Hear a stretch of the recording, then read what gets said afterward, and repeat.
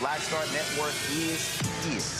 Hold no punches! I'm real revolutionary right now. Support this man, Black Media. He makes sure that our stories are told. Thank you for being the voice of Black America, Roland. Stay black. I love y'all. All momentum we have now, we have to keep this going. The video looks phenomenal. See, there's a difference between Black Star Network and Black-owned media and something like CNN. You can't be Black-owned media and be scared. It's time to be smart. Bring your eyeballs home. You dig?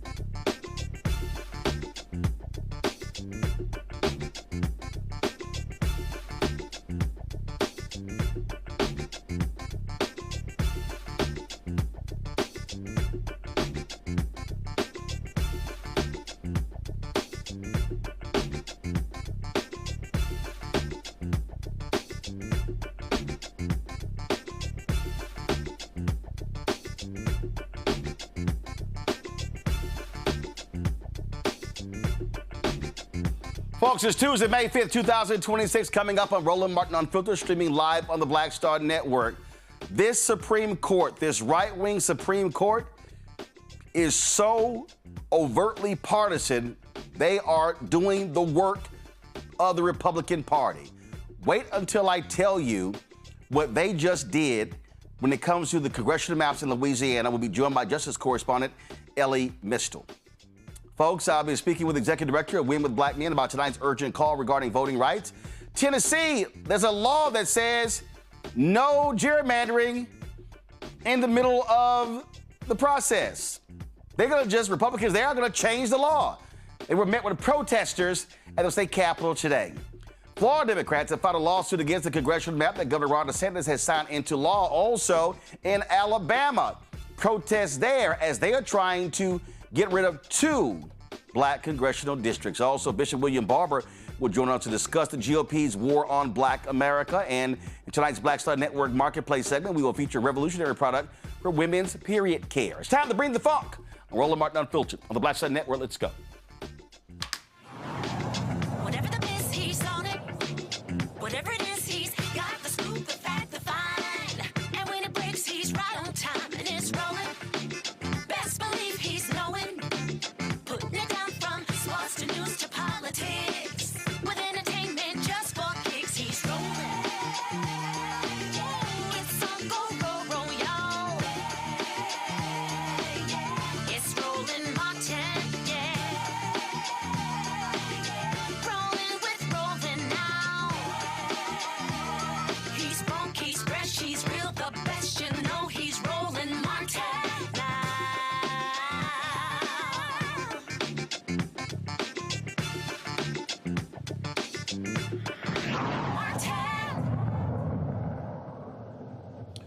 So, Supreme Court Chief Justice John Roberts says he doesn't like it when people look at the Supreme Court as being too partisan, saying that people have to respect the court.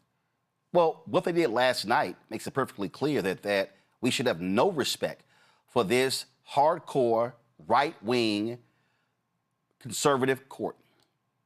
Yeah, the court allowed a recent ruling last week that weakened a crucial part of the Voting Rights Act to take effect sooner than usual.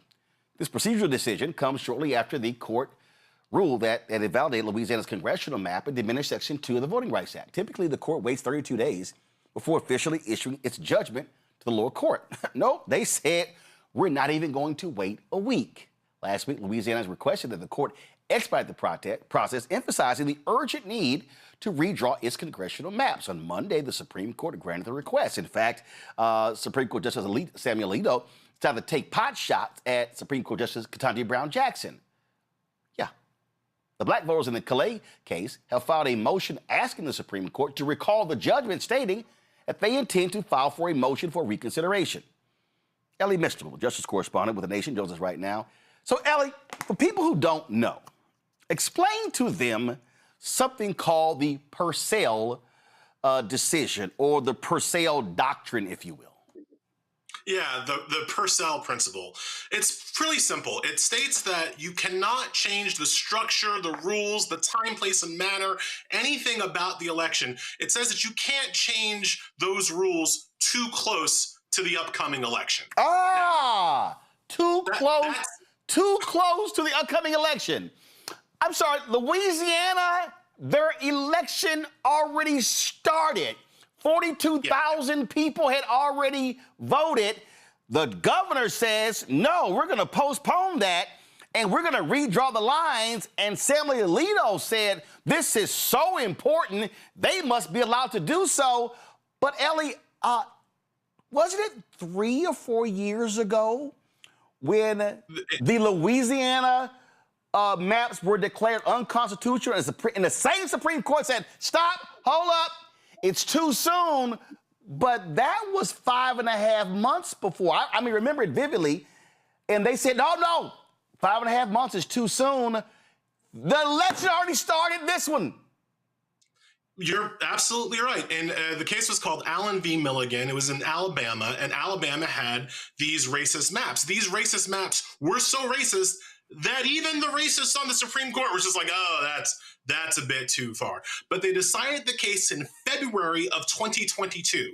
And at that point, these conservatives, including Brett Kavanaugh, said that February 2022 was too close to the November 2022 midterms, and they invoked the Purcell principle. So they forced Alabama to have an election under unconstitutionally racist maps because they only ruled the maps racist in February and the election was in November. So that's the Purcell principle when it comes to restoring black voting rights. But when it comes to taking black voting rights away, apparently it doesn't matter. Apparently May in 2026, ahead of the November 2026 midterm elections, that's not close enough to the election to invoke this principle. So the hypocrisy from these justices is pretty evident. You were saying that the decision regarded a normal 32-day waiting period to reconsider. The reason why Louisiana wanted them to get rid of that period is so they could fast track, so they could move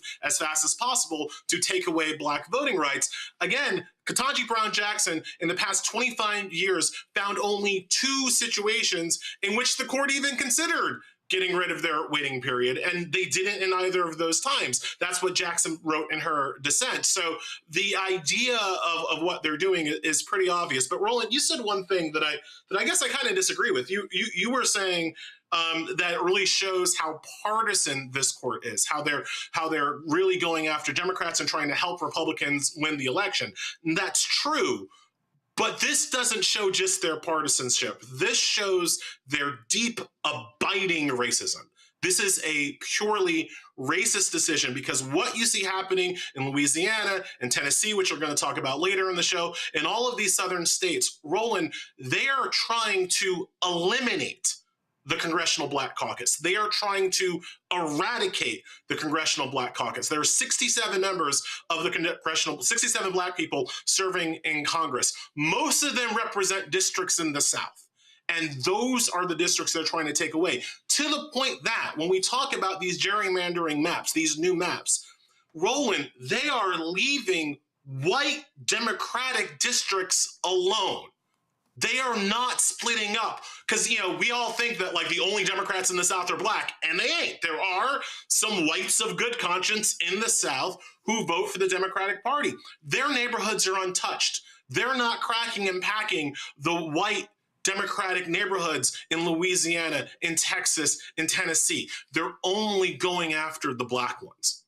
And so I just don't want people to, even for a second, miss that this isn't just political. This isn't just conservative v. liberal, Republican v. Democrat. This is white v. black. Absolutely. This is white supremacists coming for our very right to participate in democratic self-government, and they are winning. And see, the thing that I need people to understand, this is from Talking Points Memo. Go to my iPad, Anthony. They call this Alito's Alabama pickle. They said in order to not look stupid, Samuel Alito had to differentiate the court's 2023 decision in Allen v. Milligan from Calais, despite the fact that they are virtually the same. I need people to understand that this exact same Supreme Court agreed with the lower court that Alabama needed to create a second congressional district because black voters were frankly being cheated.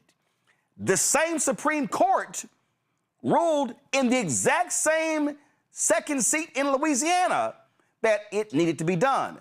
And the Republicans went out and said, fine, we're going to draw us a black district. And then they said, okay, so now we're going to draw the black district, and then now we're going to take the same district, same seat that they made us draw, and now we're going to sue to get it completely overturned in Alito and Clarence Thomas and Roberts and Gorsuch and what's the woman's Comey?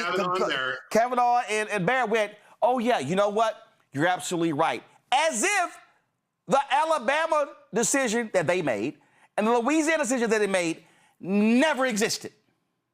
Yep.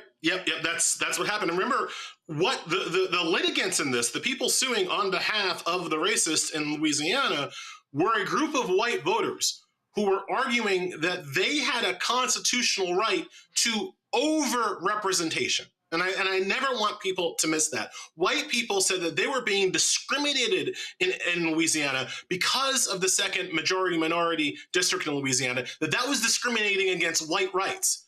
Even though white folks only make up 60% of the population of Louisiana, the white folks there were arguing that they had a constitutional right to more representation than they deserve. Right? Whenever we talk about gerrymandering, whenever we talk about voter representation, you never have Black people asking for more than we deserve. You never have Black people asking to be overrepresented. We just want to be counted fairly.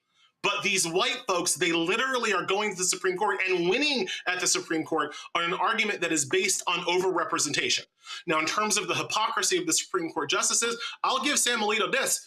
He dissented in the case that you just brought up. He dissented in Allen v. Milligan. Alito's actually not the one that flipped. He's always hated us, as has Clarence Thomas, as has Neil Gorsuch. The people who flipped were media darling John Roberts. It is John Roberts. I was honestly surprised, Roland, when this decision came out, not the ruling. I knew the Supreme Court was going to do racism, but I was surprised that Roberts let Alito write it as opposed to taking his prerogative as Chief Justice to write that decision, because it was a coward move from John Roberts. Because John Roberts is the person that said Alabama's map was unconstitutional back in 2022. And now in the carbon copy exact same situation, John Roberts has changed his mind. Well, he owed it to people to explain to people why he changed his mind. What was different, John? What's the new thing that happened? And he punked out. He punked out like a little coward, and he gave it to his, rabid attack dog, Sam Alito, to write the most awful decision that Alito could think of. And Roberts just signed his name on it, but he never explained why he changed his mind. It was a coward punk move from Roberts. But again, this is this Supreme Court. When I was on your show in 2021 and 2022, begging the Biden administration to do something about court expansion, to expand the number of justices on the Supreme Court, this is why. This is what I was screaming about. Oh, I'm sorry, Elie. You were screaming for Biden and the Democrats to do what the Republicans in Utah did, where the Utah Supreme Court ruled against them and created a Democrat congressional district, and the Republicans said, oh, damn this, we're adding Utah State Supreme Court justices, and the legislature approved it, governor signed it into law. I was begging the Democrats to protect the Voting Rights Act, if for no other reason than out of self-preservation. Right? If you can't do it on the moral grounds and you can't do it on the legal grounds, do it for self-preservation, Democrats. But they didn't. I was begging them to pass the John Lewis Voting Rights Act, which would have restored a lot of the previous issues with the Voting Rights Act that the Republicans had taken away. But, we can't kill the filibuster, so what can we do, Joe Manchin? Was the answer that you got. And so now, to quote Al Gore, we are living in a time of consequences. This is what happens when you let racist Republicans control the Supreme Court. And what that consequence is going to be is the attempted eradication of the Congressional Black Caucus. But I don't want to leave people just with doom and gloom, although I don't have a lot of hope at this moment. I don't want to leave people with only that. Understand, all of these gerrymanders, all of these maps, they're based on a previous idea of voter turnout. They're based on a previous idea of Black voter turnout. They're based on a previous idea of Latino voter turnout, and they're based on an idea of white voter turnout.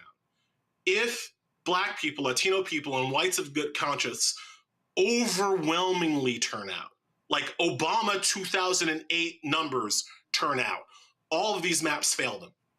All of these maps fail them because to make the maps, because you can't completely erase the people, to make a majority minority district safe for a white Republican, what you have to do is not only is get just 50% plus one into that majority minority district, you also have to weaken previously strong Republican districts to make the numbers work. Right? And Elie, and this, if you overwhelmingly turn out, you blow up all of their calculations. And it is the only way at this point. And that's why when I call this what it is a GOP war on Black America. I said last night, this should be Freedom Summer 2026. I walked people through this graphic that I walked through, that what happened, the numbers do not lie. The numbers are very clear. And the reason Republicans are pissed off is because of what happened in 2008. Anthony, go to my iPad. Y'all, it's right here. You see right there, 2008, 2012. The black line, that's black people. The blue line, it's white people. 2008, so y'all, the blue line is black, the black line is white. And you see right here, 2008, 2012, where you have black people outvoted white people. Now, here's the deal. They pissed off Latinos. Latinos are way down here. Latinos were under 50% in 2008. They exceeded 50% in 2020, went back down to 2024. And what I have been saying, point blank, Elie, is that this right here, this graphic right here, white is black, black is blue. If black people turn out in massive numbers, oh, they're screwed. Because you have to move people. If the South Carolina wants to get rid of Clyburn's district, you got to figure out what to do with a lot of black people. If you in Mississippi and you want to get rid of Congressman Benny Thompson's district and make it GOP, you're going to have to get rid of 40% of black people in the state.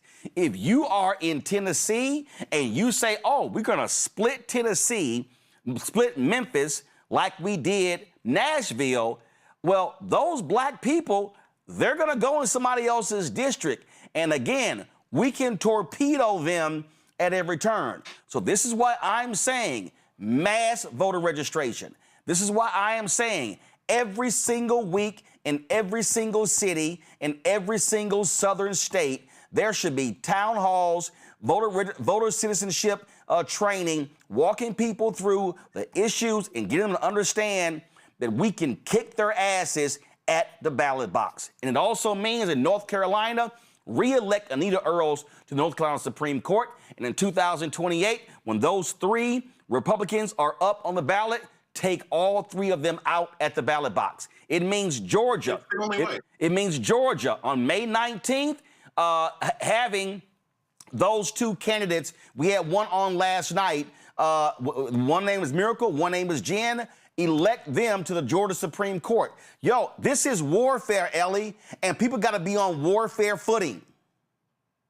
It's the only way. I cannot emphasize enough. There is no more legal recourse. The Supreme Court is showing they ass. All right, they are here to bring the hammer of white supremacy. There are no more lawsuits. There's no more. That avenue is functionally closed. And frankly, there are no more candidates, right? Like we can talk all the time we want in the off years about how we need these candidates and that candidates and better candidates and better, and it doesn't matter at this point. All that matters is turnout. And one of the reasons why they gerrymander districts is that they know that people will look at the district they're in and feel like it's hopeless, feel like there's no point, feel like there's no reason to go out and vote, because how can you possibly overcome such a large white majority? But you got to remember, lots of white folks don't vote either. Right? And if you have a better turnout per capita than they do, and you bring friends, white friends along, and you bring Latino and AAPI friends along, like that is how you do it, and that's the only way left. And the last thing I'll say, this, as bad as it is shaping up for 2026 in terms of voter suppression, please understand 2026 is going to end up being our last best chance for voter representation, because all of these gerrymanders, it's only going to get worse in 2028, and it's only going to get worse in 2030 after the next census, when they have a normal redistricting. The 2030 census will be the first census where they will be able to do normal redistricting without the restrictions of the Voting Rights Act. So it only gets worse from here. If you can't win here, if you can't win now, if you can't win in 2026, it only gets worse going forward. And Elie, this is also why finally you have folks waking up. Democrats in New York, you have to run the table. Democrats in Illinois, run the table. To that asshole Senate president in Maryland, get your ass in gear and stop protecting that one Republican seat because they don't give a damn about one Democratic seat in other states. It means California, yeah, go for a 52-0 map. That's what you do. Yep. It's absolute hardball. You cannot unilaterally disarm. I know that lots of people on my side of the aisle, oh, gerrymandering, it's so icky and gross. It doesn't matter. Doesn't matter anymore. Like what they did in Virginia is exactly what you have to do in all of these other states where Democrats do have control. Michigan, like as you say, Democrats have to run the table in the states that still allow Black voices to be heard, and then you need overwhelming turnout in states where the Black voice is suppressed. And that's your shot. That there is but one play now, and that's the play. Yep, that's it. Elie Mystal, Justice Correspondent. We sure appreciate it, man. Thanks a lot. Thank you so much for having me. All right, folks. If you want to understand how shameful, despicable these people are, this official from Georgia went on Newsmax, and he literally said that I know there's an election going on. I know people are casting ballots. Oh, by the way, early voting has already started in Georgia. The election is in 14 days. It's in 2 weeks. But Congressman Buddy Carter said, I don't care. We should just stop the election and change the maps. And I'm glad that Tennessee and Alabama are redrawing their districts. And I think that Georgia should do the same thing. Yes, we have started early voting. And yes, it would be inconvenient. But at the same time, it's never too late to do the right thing. And the right thing is for the governor and for the legislature to call a special session to redistrict so that Georgians will be represented by people who represent their values. We shouldn't have to suffer through the next 2 years just because it's inconvenient to do it now. We need to suspend the House races, and we need to go ahead and redistrict so that the Georgians would be represented in the next 2 years by people who represent their values. Yeah, if you could just even take a moment and kind of, walk our audience through how might redistricting really impact the balance of power between Democrats and Republicans in the state of Georgia.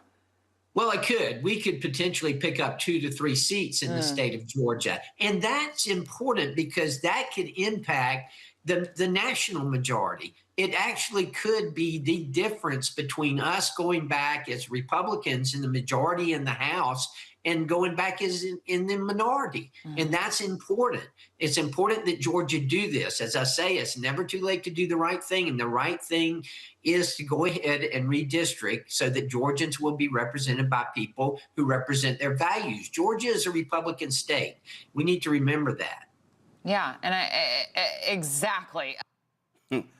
Georgia is a Republican state, as if Democrats don't exist. Oh, by the way, as if your 2 United States senators right now are not Democrats. Randy Bryan's entrepreneur, author, speaker, creator of The Truth in Game, joining us from D.C. Dr. Mustafa Santiago Ali, former senior advisor for environmental justice at the EPA, also from D.C. Nicole Robinson, political law attorney and strategist, also from D.C. Glad to have all 3 of you here. Mustafa, I'll start with you.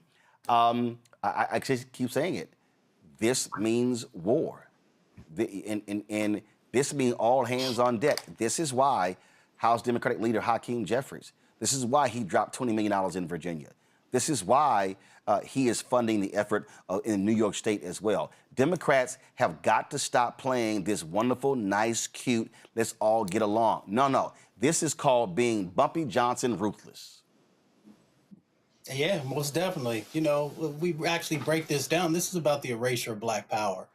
Every time that we begin to make some strides, then they start to implement these types of things. If you look at the Congressional Black Caucus that Elie had raised there just a moment ago, we've got some of the highest numbers that we've had in a long time, that of folks who are representing our communities. And that power translates into being able to make sure our air and our water is protected, that that we're making sure the care and housing and transportation is affordable and accessible. So folks really have to understand why this is so incredibly important. So when they do the gerrymandering, what they're doing is they're, trying to take away a small amount of power that we have and the resources that are tied to that. And that's why, when you talk about this current war that's going on, it's so incredibly important to actually not only pay attention, but get engaged, because you are literally making a determination of what your future will look like. And does your vote have any power to actually help move in the right direction? Oh, absolutely. And when I look at this here, Randy, we talk about DEI. I mean, this Supreme Court says, hey, we want power for white people. This is why I wrote my book, White Fear. I said how the browning of America is making white folks lose their minds. I warn everybody of this. I warn that these people are going to cement white power, and this is exactly what they are trying to do today. Right. You know, when people talk about racism, they really try to minimize it to someone calling us the N-word or being rude to us in a store. And I want people to understand that this is real racism. This is how they wipe us out and bring us to our knees. And that is by going at the top. They have systematically gone through every program that was designed to give us some rights, some. You know, it wasn't all the way fair in this country. So they immediately attacked DEI, diversity, equity, and inclusion, to ensure that white people would be the ones that were essentially only included and treated fairly and paid fairly in jobs, although DEI helped white women more than anybody. They have now, they have the EEOC encouraging white men to declare that there's reverse discrimination going on, because in their minds, although they control most of the money and power in this country, when there's something that they don't have, they really believe white supremacy makes them believe that they are due and owed everything. And now with this voting, what they're saying is that we don't want Black people to have a voice whatsoever in this country. We don't want them to be able to vote for their rights and their interests. And not as if we can trust them to speak for us or care for us or put us, you know, in a good form. So we are in trouble, people. And I hate to again, scare people, but we should be frightened to the point where we're doing something, because this is a straight up attack on us, on our rights and our liberties, and on the way that we can live going forward in this country. Nicole, this isn't about scaring people. It's called stating facts. Mm-hmm. Exactly. And I want people to keep remembering and keep hearing the words white supremacy, because that's exactly what this is. Sometimes white supremacy doesn't look like a hood or a burning cross or a noose. Sometimes it looks like a 6-3 Supreme Court ruling. Sometimes it looks like redrawing a map. But I also want us to remember that Black people have fought back every single time that white supremacists tried to silence us, whether that be after Jim Crow, after Reconstruction. We have fought, and we can fight this again in November. And even before November, we need our legislators to come back and come out and start redrawing maps just like the Republicans are doing. We have to start fighting now, educating ourselves now, registering to vote now, and getting on the front lines. Absolutely. And folk just need to understand what is at play. And this thing is real. Now, folks in Louisiana, the days following the suspension of Louisiana's U.S. House primaries, Governor Jeff Landry is facing increasing backlash from voters. On Monday, Louisiana Secretary of State's office confirmed that it has received a petition to recall Landry. The petition begins a 180-day window for organizers to collect the necessary voting signatures. The petition was filed by Baton Rouge residents Marlon Gabalian Hills and Caitlin Stepter, and covers all 64 parishes. Supporters of the recall claim it is motivated by what they describe as a pattern of actions and statements that undermine fair representation. Since it is a statewide recall effort, Louisiana law mandates the signatures from 20% of registered voters must be collected. That means about 600,000 signatures. They have until October 31st to actually to collect all of those signatures. Now, what we have seen is a number of people immediately begin to move and take action. Win with Black Women on Sunday had some 8,000 sisters who were on a call talking about what are the next steps. Today, we're going to show you a bit later, Black clergy held a news conference where they talked about what their strategy is. Tonight, Win with Black Men will be having a call, emergency call, to respond to what is happening. Joining us right now is Khalil Thompson, Executive Director, Women with Black Men. Glad to have you here. You already got folks who are signing up. What is going to be the call to action tonight? First, thank you, Roland, for having me on. I appreciate it, big brother. So the call to action is to organize on the ground. I think we were all tired at the end of 2024. We ran through the ticker tape, and we thought we did everything that we could as a Black community. The single largest voting bloc on the Democratic side were Black women. Second to that were Black men. And I think we felt that we carried democracy on our shoulders, and we just didn't see the result turn out the way that we wanted. Not that any of us were complacent in 2025 and we were preparing for this decision, but I think it's woken up a lot of community members, armchair activists who are there to get engaged and get in this fight. So the action is to show up in your state houses, participate in the legislative process. So as they are redistricting, if there is a member in your state senate or your state house or your state assembly that you can contact, call, knock on their door, be in their offices, let them know how you feel and pressure them to understand that this is white supremacy at its best. We need you to do it. Then we need to turn this summer into an amazing opportunity to engage anyone from the age of 17 to 105. As many African Americans that we can get to understand that knocking on doors, talking to our community members, reaching each other at our fish fries, our family reunions, anything that we can do to make sure that not only are you registered, but you're constantly, unfortunately, going to have to check the voter registration rolls in your community to make sure that you haven't been purged or removed. And then partnering up and tripling your vote. By that, I mean finding 3 other people in your community that can hop in the car and go with you to vote, either in early voting and on election day, or vote by mail if it's still allowed in your jurisdiction. So we need to make sure that this summer we are galvanizing all of our efforts so that everyone in our community is participating. I disagree. I think people were complacent. I think too many people, after the 2024 election, I kept hearing, oh my goodness, I'm tired. We've done so much. And I was like, bullshit. I'm sorry. I'm like, this is what's happening.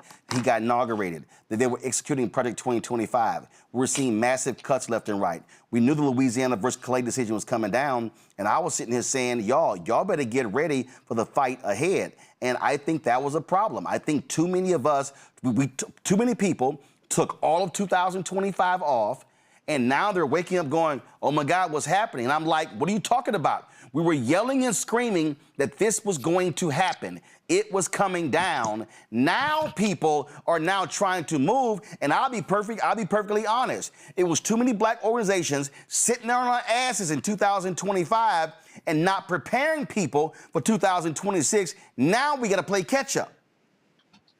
Well, let me push back just a little bit. I think some may have sat on the sidelines because that $2 billion that went out the door in 2024 didn't make its way back around. No. I get that. I get the $2 billion from the campaign. But guess what? There were other campaigns. And what I'm saying is it was a mistake. And what I'm saying is when I look at the history of Black people, after elections, when we've had losses and we've had wins, we still got to go to work. And so, plus, a lot of people weren't sitting here going, oh, my goodness, hey, a lot of money from the campaign wasn't going into Black communities. No, what I was yelling and others were saying, we have to protect Black interests. And again, this to me was a critical mistake of Black leadership. There were people who were just like, oh, my God, I don't know what to do. I don't know what to do. I mean, look, it took Democrats in Congress 9 months to figure out a coherent message. And so I just think that this is a perfect example where Black leadership has to understand win, lose, or draw, we stay active. It's a 365, 7-day-a-week game that we have to be focused on. And people were saying, I want to do something. Where do I go? And Khalil, I'm just being straight up. A lot of Black groups took off the year and people were saying, what do I do? Now, they now have to get activated, and now we have to rush. It's now May. We got June, July, August, September, October for the election. We got 5 months. That's why I'm saying that's on Black leadership. I can't disagree with you. I know I got dismayed and disheartened when August came around last year, and I leaned back just a little bit. We continued our calls, but only as much as we could in the team that we had here. I don't disagree with you on getting engaged over these next 5 months. So, I'm 100% in it with you, whether it's registering black men in communities. It doesn't matter what side of the aisle you're on, like in terms of fraternity, non-fraternity, blue collar, white collar, or no collar. We're asking you to get out and show up in your communities. So for me, and I'm taking heed from you, our calls at Women Black Men are going to be every Sunday. Every Sunday at 7 p.m., we are going to be galvanizing at least for an hour, bringing black men together, sharing information, whether that's data from polling or focus groups, whether that's Terrence Woodbury or Cornell Belcher or others bringing information to us, or if that's Cameron Trimble and Terrence Green providing what's happening on the digital or the paid media side, or organizers like Cliff Albright and Quentin James, as well, providing insight of what's happening on the ground. We're also going to be highlighting black men who are running for office. So tonight on our call, we have hopefully Charles Booker is going to join, running for U.S. Senate out of Kentucky. We've got Will Colon, who's running for U.S. Senate out of Mississippi. We've got Chris Jones, who is the Democratic nominee in Arkansas. Mike Blake, who's running for office in New York, for congressional office in New York. And then Robert White, who's also running in D.C. We've got a couple of gubernatorial candidates out of Georgia, Jason Estevez and Michael Thurman. And then there's a couple of gubernatorial candidates coming out of Alabama, Pastor Will Boyd, and I'm blanking on the second one. So our opportunity is to make sure we're highlighting. There's a dynamic brother who's running for U.S. Senate in South Dakota. So we want to make sure the information is getting to the people and then working to make sure we're organizing on the ground. And so our summer activities are going to be making sure we have civic engagement programs running not only throughout the South, but in communities that we want to do our work in. So we're looking for partners and we're looking for people who are ready to step up, take on the mantle and shoulder this burden and get the work done. Yeah, but what also needs to happen is you can have people on a call, but we also have to look at critical states. And when I look at the map, when I look at, first of all, they're trying to gut every black seat all across the South. And so people are fighting on that front. The other front is this here. When you look at the United States Senate, who's going to be able to control the Senate? And I keep saying to all those simple Simon Yahoos, look, y'all are nonpartisan, that's fine. But here's the fact of the matter is this here. The Republican Party, there's a war on black America and control room. I don't understand why my graphic is not on the damn screen like it was last night.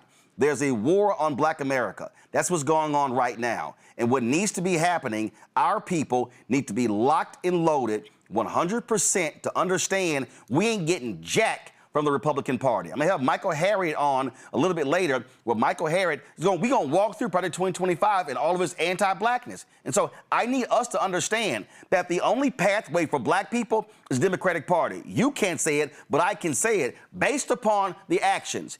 Right now, I need everybody listen to me right now. There's only one party that is trying to decimate black political power. That's Republicans in South Carolina, in Tennessee, in North Carolina, in South Carolina, in Georgia, in Florida, in Mississippi, in Alabama, in Texas, in Arkansas, all throughout the South. That's what they're doing. And so some of y'all can listen to Umar Johnson and y'all can listen to some of these other people. You can listen to Stephen A. Smith talk about I wish all of us would vote for Republican. But the party that is attacking everything black is the Republican Party. They are the enemy of black America. You got no pushback from me. I know our organization is nonpartisan, but I vote Democrat every single time I go into the ballot. Now, does that mean it's perfect? No. Does that mean I want to hold them accountable? I think you said something really tremendous at the beginning of the segment where we lean back. I don't. I'm going to hold, as I said in 2024, this is a job interview for that people are applying for. And if you're not meeting the grade and you're not doing the work, then we've got to replace you and find somebody else who will get the job done. But we shouldn't throw out the baby with the bathwater and make sure we're trying to find all these new brand of candidates. I think there are amazing people who are running for office right now. But we got to make sure that they're protecting and motivating our interest and believing in what's best for the black community. I disagree with all of those who say my vote doesn't matter. My daughter has less rights than her mother did. She has less rights than her grandmother does or did when she was her age. That is an amazing feat to say. So I want people to understand this isn't hyperbolic. This isn't, as we've said over the last couple of election cycles, the most important election. This truly is the most important election in your lifetime. If you do not go out and vote, you have sent a clear message to the 6-3 decision on the Supreme Court that it says that, well, they don't really vote, so it really doesn't matter. They can gerrymander us all that they want. They can make out these districts where we have zero representation. And so the people that you want to have fixing your potholes or your streets, making legislation that may or may not have data centers come into your communities, that have good education for your children, that have free childcare, all of that starts to go away if you do not participate in the political process. All right. So tonight's call starts at what time? 8:30 p.m. Eastern. Go to winwithblackmen.org. Join the Tuesday call, or you can scan the QR code right on your screen right now. Again, 8:30 p.m. Eastern. We are going to go to 11 o'clock Eastern. Tonight, we are going to break down Louisiana versus Calais. We have a dynamic brother from the Legal Defense Fund. We have a few of our civil rights leaders. We've got some folks. My son, the general out of New York, is going to be on. Isaiah Martin. We've got candidates who are running. And then we've got brothers on the ground. Emil Washington is in Louisiana, in Baton Rouge right now. We've got Mayor Randall Woodfin and others who are going to be calling from Alabama as they're in their state legislature. We're working to get Justin Pearson on in Tennessee. We have Justin Love, State Representative Justin Love in Tennessee that's going to join us as well. And then I think we are going over to, I'm leaving out one more state. But we're going to hear from folks on the ground doing the work, okay, and really leading the efforts. All right. Khalil Thompson, we surely appreciate it. Thanks a lot. Thanks, brother. Folks, in the next hour, we're going to hear from Bishop William Barber. Go to my website, go to my iPad, Anthony. We talked about this last night. What Bishop Barber's doing, they're going to be holding a national virtual training. He's calling on black men and black women who want to be trained to organize and mobilize for black voters. If you go to blackstarnetwork.com, click this particular link here. It will take you to this page, and then you will be able to actually click the Black Men Civic Engagement link right there to actually sign up. Now, if you don't want to do that, listen, this is the QR code. Just point your phone to the screen. This is the QR code. Will take you right to the page. Again, we started this by initially calling for 1,000 alphas. We've almost at our goal. Then we expanded that to other black men. Then a bunch of sisters were emailing, so we added sisters as well. This is about training people to organize and mobilize. It's one thing to say, oh my goodness, we need people out there doing the work, but you got to be trained in doing the work. Let's go back to my panel. Nicole, I want to start with you. Listen, I'm being straight up. I was pissed off last year. I think black leadership sat on their asses. I thought too many black organizations were quiet.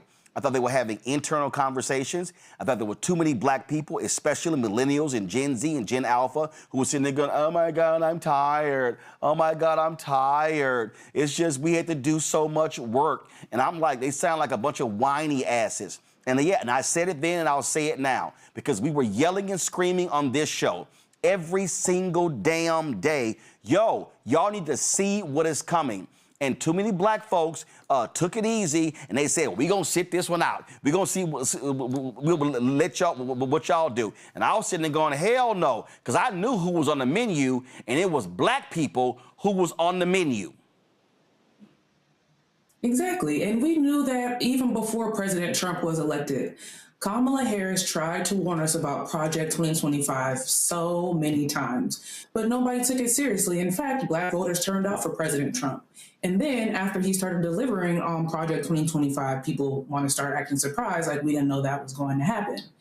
And it's unfortunate, too, because once we saw that federal workers were starting to get fired, that he was launching all of these executive orders against DE&I, that should have been the starting point for people to get activated and recognize that something worse was going to happen. But it took us up until this point, up until the Supreme Court said that black votes don't matter, for people to start paying attention. But I mean, my hope for the future is that people stay activated and they don't get distracted by shootings and discussions about ballrooms and all the other things that Trump is trying to distract us with, and that we stay mobilized and get ready for this fight in November. And Randy, here's the deal. What I kept saying to people is, I don't want to hear this crap. They're like, oh man, you should be going there. And then you also had too many Negroes who, man, they calling me a shield. You should say, man, go tell them to kiss your ass. I mean, politics is politics. And when you look at the map, it's real simple. There are two parties in Congress, Democrats and Republicans. There are two United States senators who are registered independents, and knew what they do? They caucus with the Democrats. So I'm like, I'm not sitting here having this philosophical discussion about, because guess what? I ain't seen Jill Stein issue a goddamn statement after the Supreme Court decision with the VRA. We ain't seen her ass. And so this is what I'm talking about. This is, listen, when I say this is war, this is war. What these people want to do, they want to lock in white power for the next 50 to 100 years. And I need a Gen Z and a Gen Alpha to understand they want Alito and Thomas to retire this year so they can replace them with a Supreme Court justice who's 40 or 42 years. Clarence Thomas this week has hit the mark as the second longest serving Supreme Court justice in American history. He was appointed when I was in college.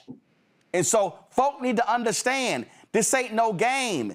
They know what they're doing, and they are trying to say, yeah, we gonna lock y'all out for another 100 years. Damn what y'all accomplished the last 60. Right. You know, it's like people in the middle of a gunfight want to have a conversation about the legality of guns. We're in the fight. They're shooting us right now. So we cannot have a philosophical conversation about guns. Maybe after we get through this and we survive. And so that is what's been happening right now, is that you have these detractors who are saying, well, I don't believe in the two-party system. And, you know, people like Jill Stein, who we only hear from once every 4 years. Like, where is she? She doesn't show up whatsoever. And they want to have these conversations. And I always tell people we have to function as it exists right now. And there are two parties that have a chance of winning. And let me tell you which one, as we keep saying, is not attacking purposefully, strategically, and unfortunately very effectively Black people. We got to get on it. And when you talk about the Supreme Court, I don't think people understand, or hopefully they're seeing right now, sadly, the power that the Supreme Court has. And it's not an every 4-year thing. I think they're in there an average of 28 years. They're there a long time. And so when they're in there, they completely set up the way we live. Since in this short time, in what I would call Trump's Supreme Court, women have lost their right. Black people have lost their right. Anyone who considers themselves an immigrant have lost rights. It has been set up essentially to give white men all the power in the world that they already didn't have. Right. Because let's not say that they were suffering, that they already did not have. Right. It is a good, yes. Well, the thing for me, Mustafa, is this here. It's a lot of Black organizations who all of a sudden are sending out fundraising emails. I ain't having them on the show. Mm-hmm. See, my whole deal is, if you ain't been out here doing work, I'm talking about on the ground work, I'm sorry. Don't come talk to me right now. And this is my problem.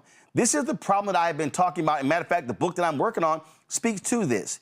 Black people, I heard it all across the country. I've heard this across the country the last 20 years. But I really heard it last year. Yo, Ro, what we gonna do? What we gonna do? What's the plan? How we gonna fight back? Who's leading? Where are our organizational leaders? And many of them were silent as hell, scared to protest, scared to say anything, scared to do anything because they might lose their corporate funding. To the folks who were holding on to their DEI money, it was like, I ain't saying nothing. I ain't gonna say nothing. We're gonna lose them checks. That's what was going on there. And now all of a sudden, we're about to see a third of the Congressional Black Caucus wiped out. No, almost half of the Congressional Black Caucus wiped out. We're about to see state legislators, county commissioners, city council members, school board members, you name it, wiped out. And so I'm going, oh, now y'all want to get involved? What have I been saying for the longest? We got to be sitting here informing, educating, enlightening, and empowering our voters every single day. You don't wait till November, you do it the year before, and you do it the whole year. And then come January, between January and that primary, you again have a strategy there. Then you're getting them registered. And then once you get them registered, when is the last day to register? And then when is early voting started? How do we get them to the polls? How are we driving them there? That's called a strategy. I'm like, let's stop waiting and hoping to see who here shows up. Black people have been saying, where are our leaders and where's the plan? And too many folks been sitting their ass down, chilling, popping their fans, where the fans at, and doing boots on the ground, as opposed to doing the real work. Well, you know, we've often utilized the quote that all skin folk ain't kinfolk. And sometimes they actually are the ones that are in leadership inside of many of our organizations. So we need to be very honest about that. we need to also be very honest that, you know, we got a whole lot of people who like to talk a good game, but when it comes time to doing the work, they don't show up. They're not at protests. They're not at strategy meetings. You know, they're busy having corporate conversations. And yes, I understand you got to keep the lights on in your organizations, but your organization's got to be doing something to make sure that it is protecting and uplifting Black folks. And if not, then we don't need your organization or we don't need your leadership. In this moment, let's be very clear that what we see currently going on is not something that just started over the last few years. You can go all the way back to Newt Gingrich and those folks and the strategies that they were putting in place to be able to revamp the government, to make sure that various laws that were a part of the social safety net were weakened. And you're seeing all that play out now. So we have to get engaged. We have to make sure, as we've talked about since the first day I came on this show, that we have to make sure that we're understanding the power that exists inside the courts and making sure that we are making sure that there are judges who are there who will make sure there's real equality and how the law is being implemented and how it is being evaluated. We got to make sure that there are folks who are sitting in these seats of power inside of governments from the local level all the way up to the federal level who have control over grants and contracts, that they're coming back to our communities. We got to make sure that folks can actually afford a house, that folks can make sure that they're eating clean and safe food, that they breathe clean air. All these things are a part of the strategy that we have to be supportive of. And if somebody wants our vote, that they're willing to stand up for, along with making sure that you're protecting voting rights and a number of other types of things. But that means that people got to get up off the couch. Everyday folks got to get up off the couch. The folks who are leading our organizations got to get up off the couch, because you can't lean back and ever make progress. You can only make progress when you lean forward. Absolutely. All right, y'all. So it's been very interesting. Last night we talked about some comments Stephen A. Smith made on Cam Newton's podcast, saying that he wished that Black people would all vote Republican. Let me play that again for you. I wish for one election that every Black person would vote Republican. What? How can he say that? I said, it's simple. Since 1964, the Black people, Black folks, we have been giving our vote to the Democratic Party at an exorbitant rate. Therefore, they know they got our vote, and they don't have to cater to us as much as we need them to. The Republicans know they'll never get our vote, so they don't give a damn about us. And as a result, we're the only community in America devoid of representation, which is why we're considered disenfranchised. I'm tired of that. What I want is to put ourselves as a community in a position where both parties have to work to get our vote. Can I ask you this? Do you think you covering politics like you cover politics, in the words of your mans, is that good for business, your business? It has the potential. Stephen A. Smith said, we're the only group devoid of representation. That's a lie. Like, I literally have no idea what the hell he's talking about. Like, literally. Is Governor Westmore not Black? In Maryland? Is Don Scott, the Speaker of the House of Virginia, not Black? Is Louise Lucas, the Senate Pro Tem, not Black? Is Lieutenant Governor of Illinois not Black? You've got 58 members of the Congressional Black Caucus in Congress. You have Vice President Kamala Harris. Is she not Black?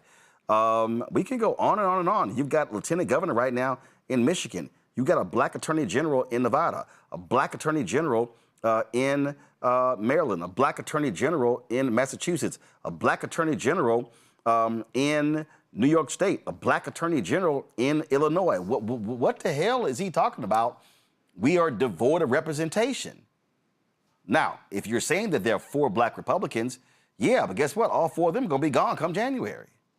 But this is why. So we had Michael Harriot, founder of the Contraband Camp, on last night. We brought him back tonight because I saw Umar Johnson. I saw these other Black conservatives like, that's right, Stephen A. right, Stephen A. right. Because this notion is that, that if we voted Republican, then they would listen to us and start doing what we desire. I find that to be nonsensical. So I called Michael and I said, Michael,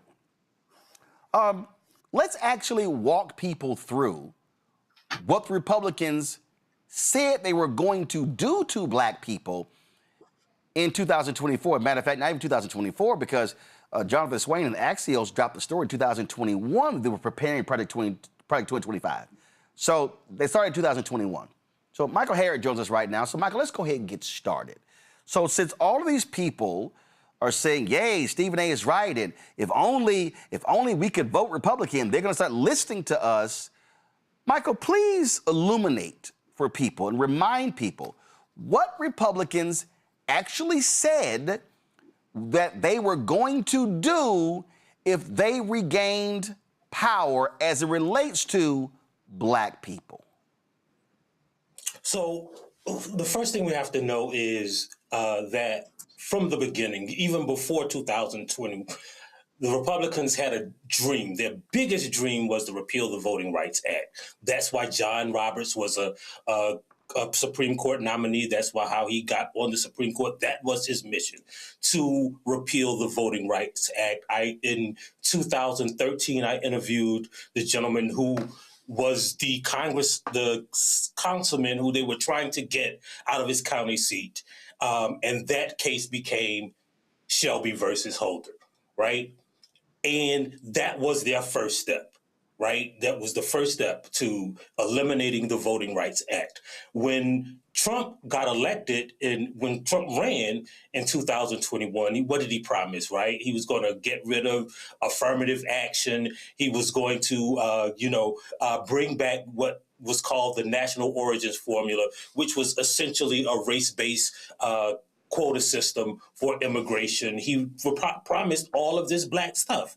And apparently in 2020, Stephen A. Smith thought that's who he was voted for. And it's important to know that I went and attended a lecture at the University of Alabama, Birmingham in 2013, and Stephen A. Smith was saying the same stuff, right? So if Stephen A. Smith had his wish, every black person in America would have voted for Donald Trump, right? That's what you begin with. Every black person in America would have empowered this white nationalist that we wanted. And when Donald Trump was kicked out of office by Joe Biden, he went even further, right? Stephen A. Smith said that's what we should have voted for. But what did he say he was going to do? He said he was going to get rid of DEI. He said he was going to get rid of affirmative action. Said he was going to get rid of all of this, what he called divisive rhetoric about teaching black history. He said we weren't going to be talking about race. He said he was going to give drug dealers the death penalty, right? He said he was going to create these camps for homeless people. He said he was going to repeal every equality that we had in the housing sector, right? And on the first day in office, he did it. Here's the thing that we have to understand, right? I know we say people like Umar Johnson and Stephen A. Smith, who don't know history, like to think that we started voting Republican in the civil rights era, but that's not true. As you showed from the data I sent you last night, it began way before that because black people identified with the Republican Party in the 1930s, but when it came to president, they voted for FDR. Why did they do that? Well, in 1941, FDR asked Mary McLeod Bethune to get her the smartest black people he could find. One of them, a Harvard University professor named Rayford Logan, wrote the executive order 8802 that desegregated the defense industry. That caused the Great Migration, right? And so because we got the president to do what we wanted, we identified as Republican, but voted for a Democratic president. That began the move toward the Democratic Party. And black people did not necessarily flock toward the Democratic Party. What happened was white people flocked away from the Democratic Party when they began giving us our voting rights. It started with the desegregation of the military. So Michael, you're saying that when just like into a neighborhood, when black people start going to a party, white people run the other way. Right, and that's when, so again, if you look at the data, We voted for president for a Democratic president after FDR.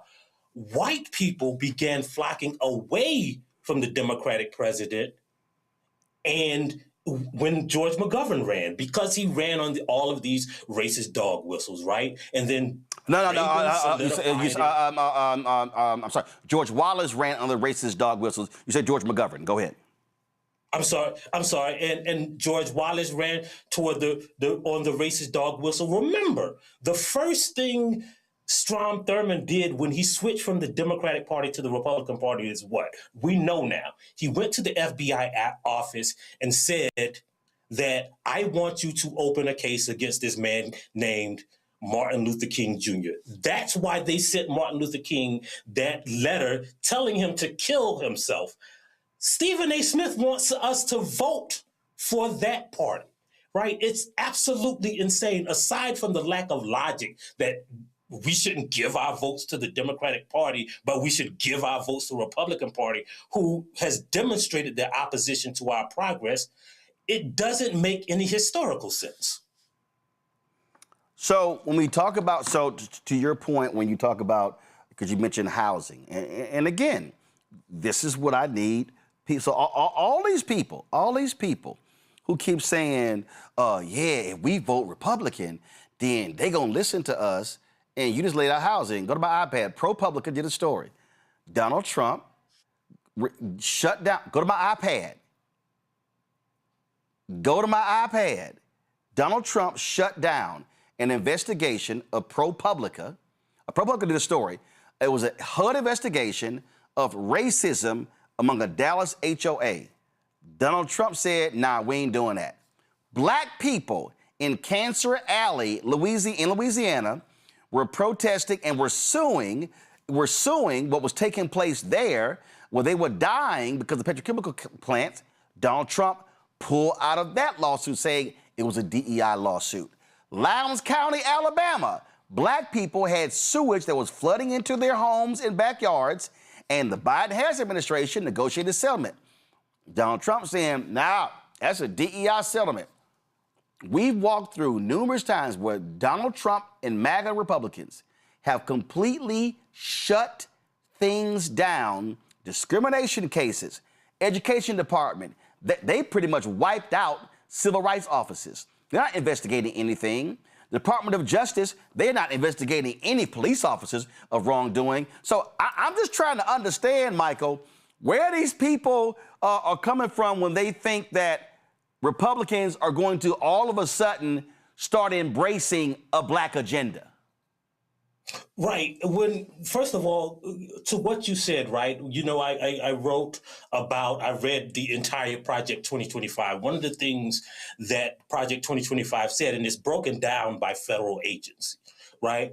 And what Project 2025 proposed was that he get rid of the Office of Civil Rights in every federal agency. People don't know that there's an Office of Civil Rights, not just in DOJ, but in the HHS. Well, all of that is reflected in his 2027 budget. We published a report today that went line by line through his latest federal budget that he's proposing for 2027. He wants to get rid of the DHS Office of Civil Rights, right? He wants to make Alcatraz spend $1.7 billion to remake Alcatraz into what is essentially a concentration camp, right? He wants to defund black farmers, right? There was a grant that gave $300 million to black farmers who were at risk of losing their land. He has already proposed in his budget to get rid of that program. And he wants to get rid of 49 of those 50 grants. Well, who got the 50th of those grants?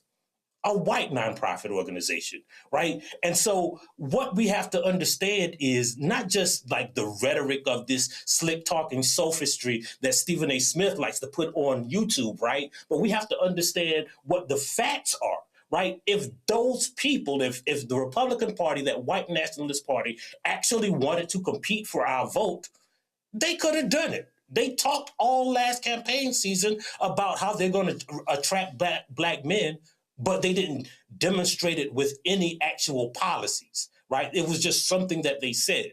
And so we have to understand the difference between people who just talk about things on the internet, like Stephen A. Smith, who is a great entertainer, and someone who's actually studied and don't think that they're smarter than my grandmama and our ancestors and all of the Black people who ever lived, who wrote the policies and studied the issues and didn't go on ESPN and talk about sports and the Cowboys, but actually knew history and politics and things that only appear in books. And see, my thing is this here. To me, this segment is not even about Stephen A. I just use this clip. But see, it's a lot of these people who say the same thing. So, oh, you're a liberal slave. You're on the plantation.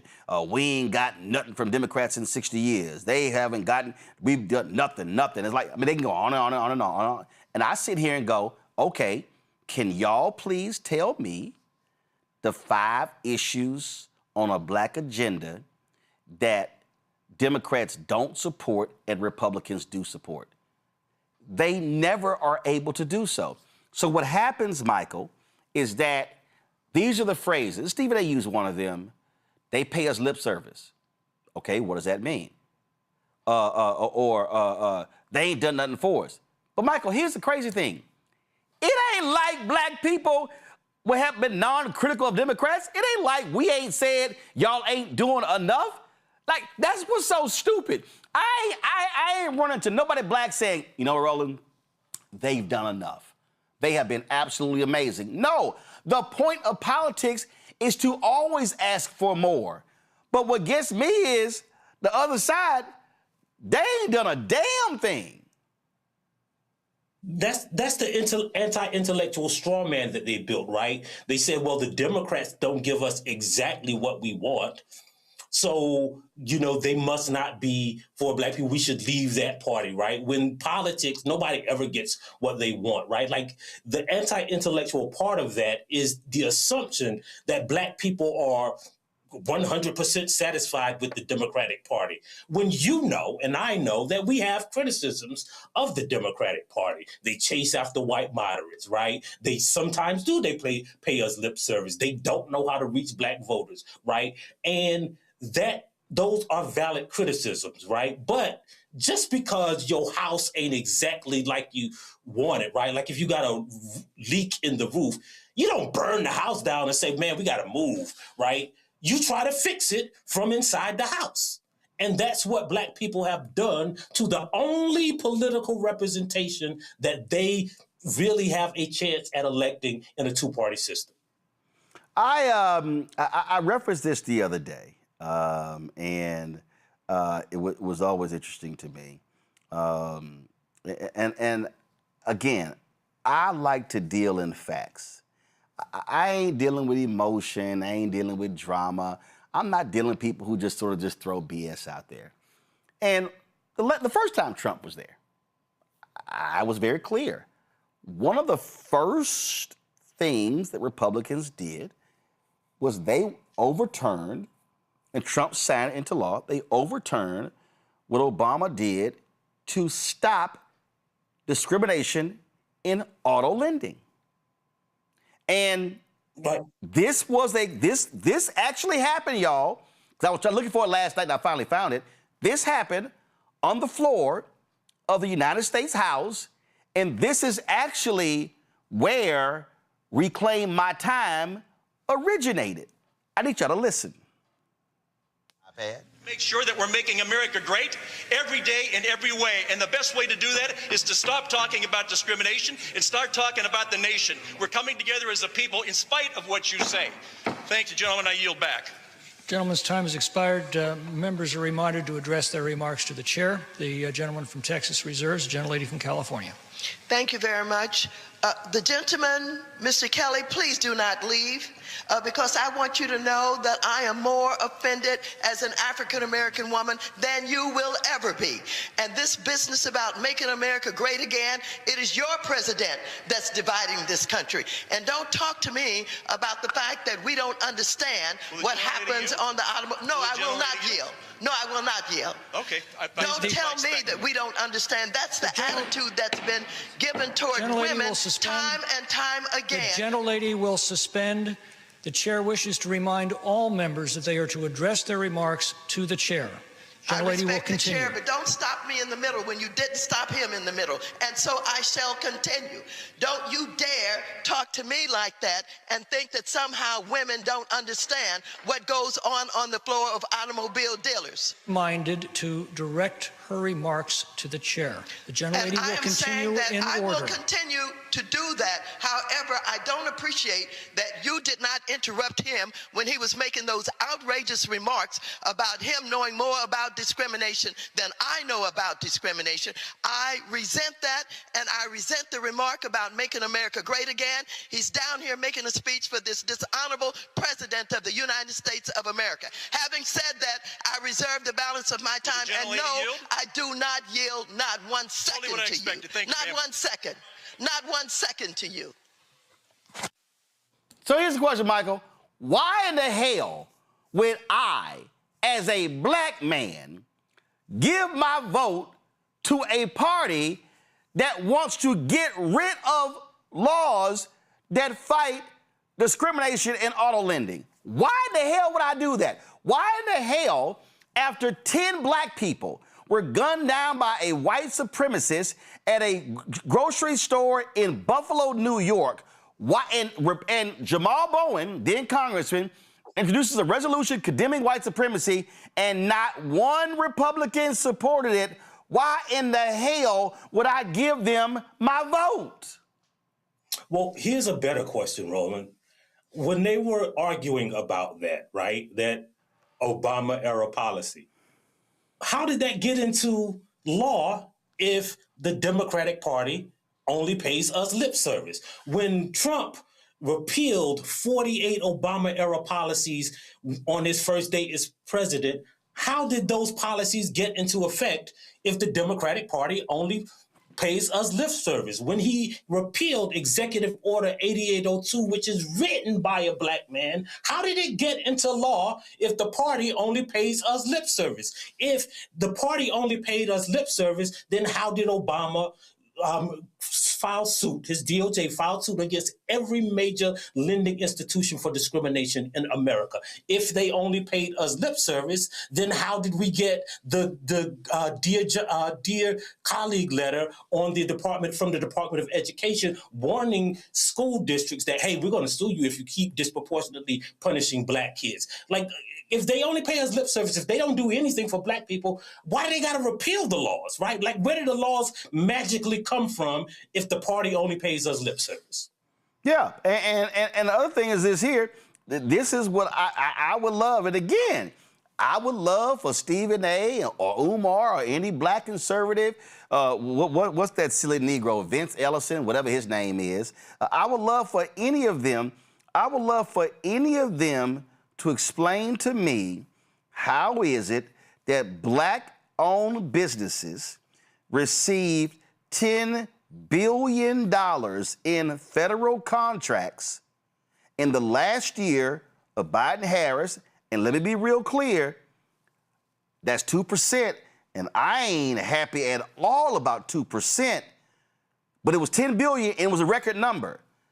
We're now down to 1.2% under Trump. So again, why would I, as a black man, give my vote to a party that does not want black people to get contracts? Why would I do that? Well, not just doesn't want black people to get contracts. They repealed the legislation and the executive orders that allowed black people to get contracts. They repealed the legislation that, again, created the biggest demographic shift in American history. That came from Executive Order 8802, which is gone now, right? They repealed the affirmative action executive order, which was written by Hobart Taylor Jr., a black man, right? They're repealing the executive orders and the legislation that we created. And we are expected to vote for those people?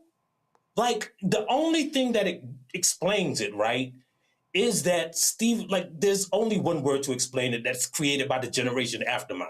They gotta be ops, man, right? They are opponents. They are our opposition. They want us to vote for people who oppose us. There's only one logical explanation, that they are our ops.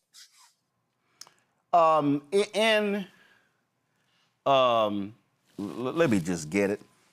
Y'all stay right there. In my studio, I'm gonna need y'all to put this back on the wall when I'm done.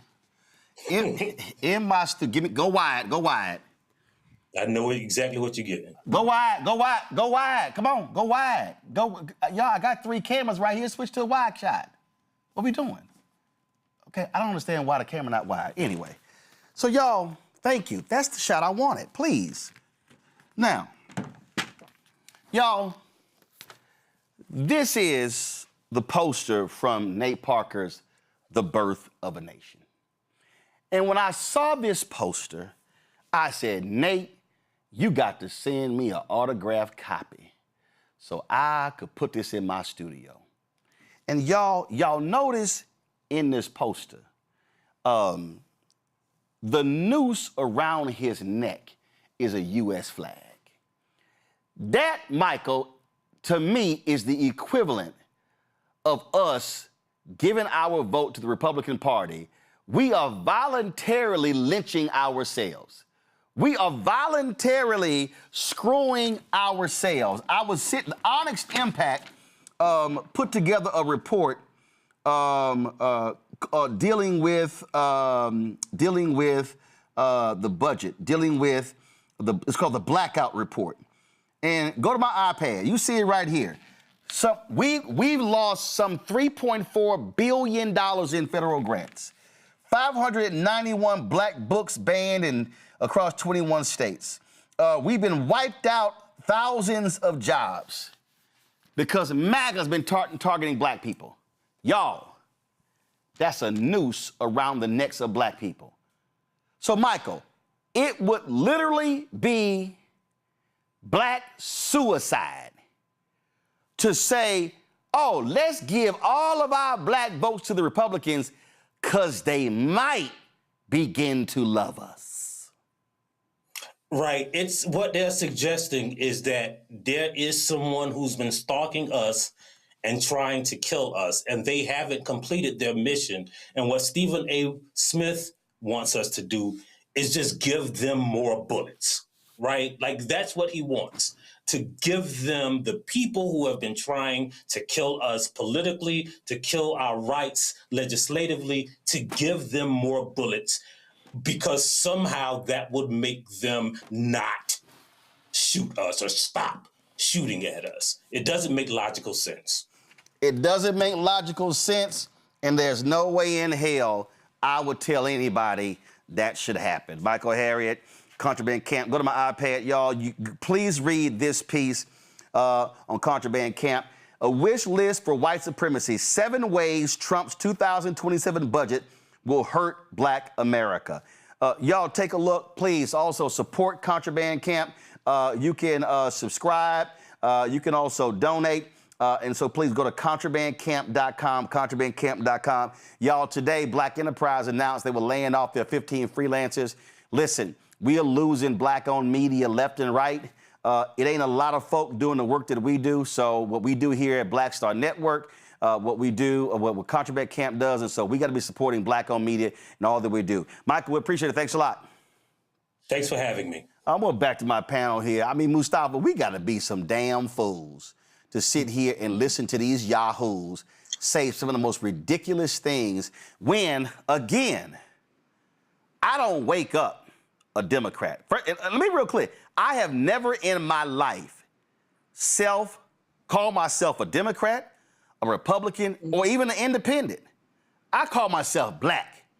And I would be outside of my damn mind if I decided to say, yeah, let me go ahead and stand with the people who are doing all they can to screw over black folk all across this country. Yeah, I mean, I'm right there with you. I always say I vote for who cares about my community and is willing to make sure the words are translated into real action. Yeah, Mustafa, you are a big time this right here. You are a big-time environmentalist. Why in the hell would you, as a big-time environmentalist, as a black man and environmentalist, give your vote to a party that stands against everything you believe in as an environmentalist? I wouldn't.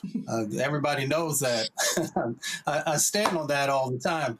You know, I was just going to say that many of these folks who you have identified today who are asking people to give consideration in voting for the Republican Party, I would ask them to actually go with myself or a number of other folks to real communities who are actually barely hanging on, and in many instances, their lives have been shortened because of the impacts that are going on inside of their communities, the poison that's being pumped into their veins, into their lungs, into their bodies, into the babies that are coming, into this next generation. And that's the thing that just baffles me, is that we get people who come on TV, who come on these platforms, who've never spent any time in community and seen exactly what is going on, where people are getting cancers and they're getting liver and kidney diseases and all these different types of things that are currently going on.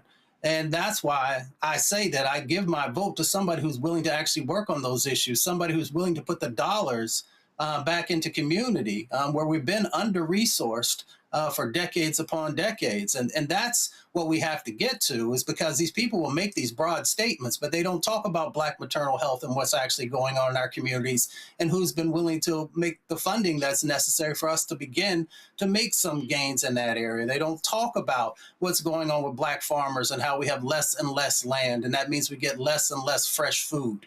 They don't talk about what's going on in the grocery store because they're so far removed from what's actually going on in Black communities. I mean, that's why I say you have to earn my vote, and that means that you have to put real action with the words that are coming out of your mouth. Nicole, you are a lawyer. Why in the hell would you, as a lawyer, give your vote to a party who right now won't prosecute a single cop for wrongdoing?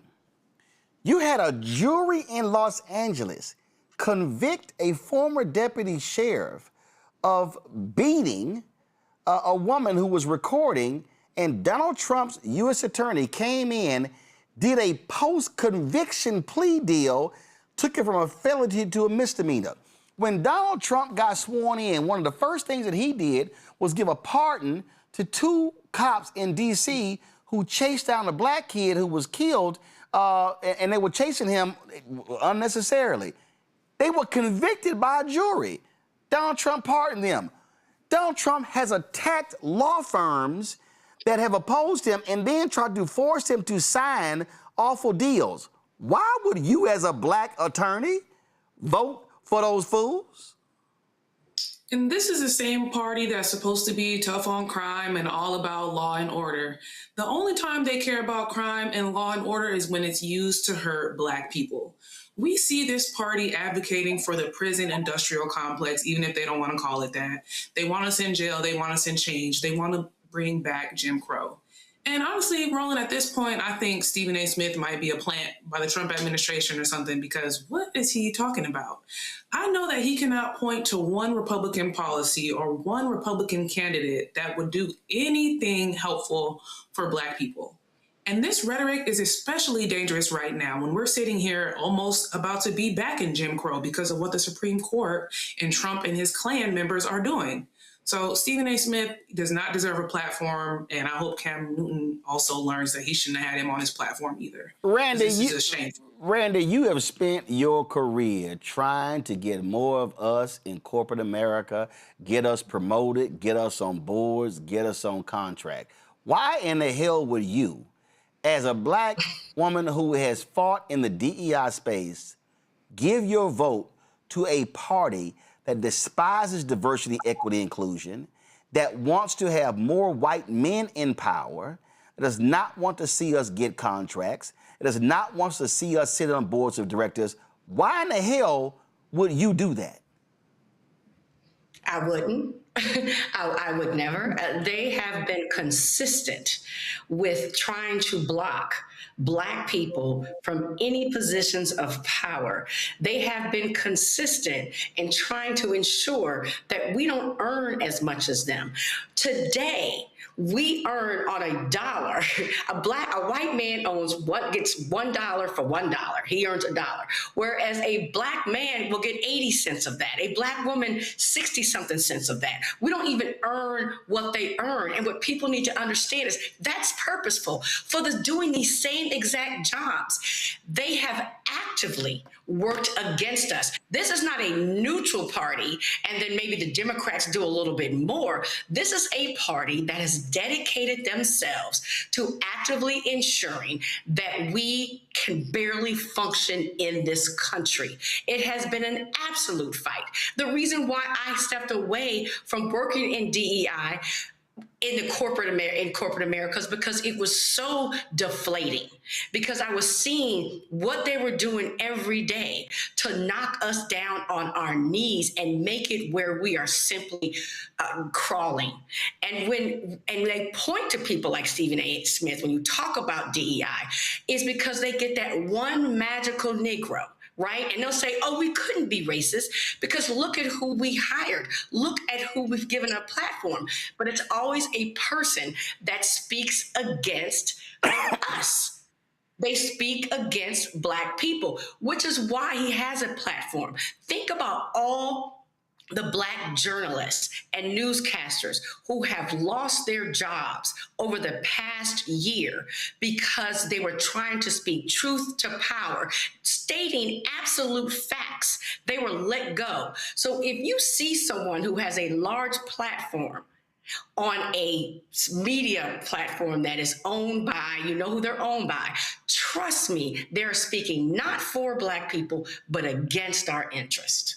Absolutely. Y'all, for more than 50 years, Tennessee law has blocked state lawmakers from redrawing congressional districts except every 10 years after the U.S. Census. But these MAGA folks, they're like, nah, we're just going to change the law because they're trying to kiss up to the twice-impeached criminally convicted felon-in-chief. Protests were taking place all today in the state capitol in Tennessee, where Republican Governor Bill Lee called state lawmakers back to Nashville to ensure congressional districts, quote, accurately reflect the will of Tennessee voters. Now, mind you, what they want to do is there's only one Black congressional seat in Tennessee. That's in Memphis. They want to destroy that.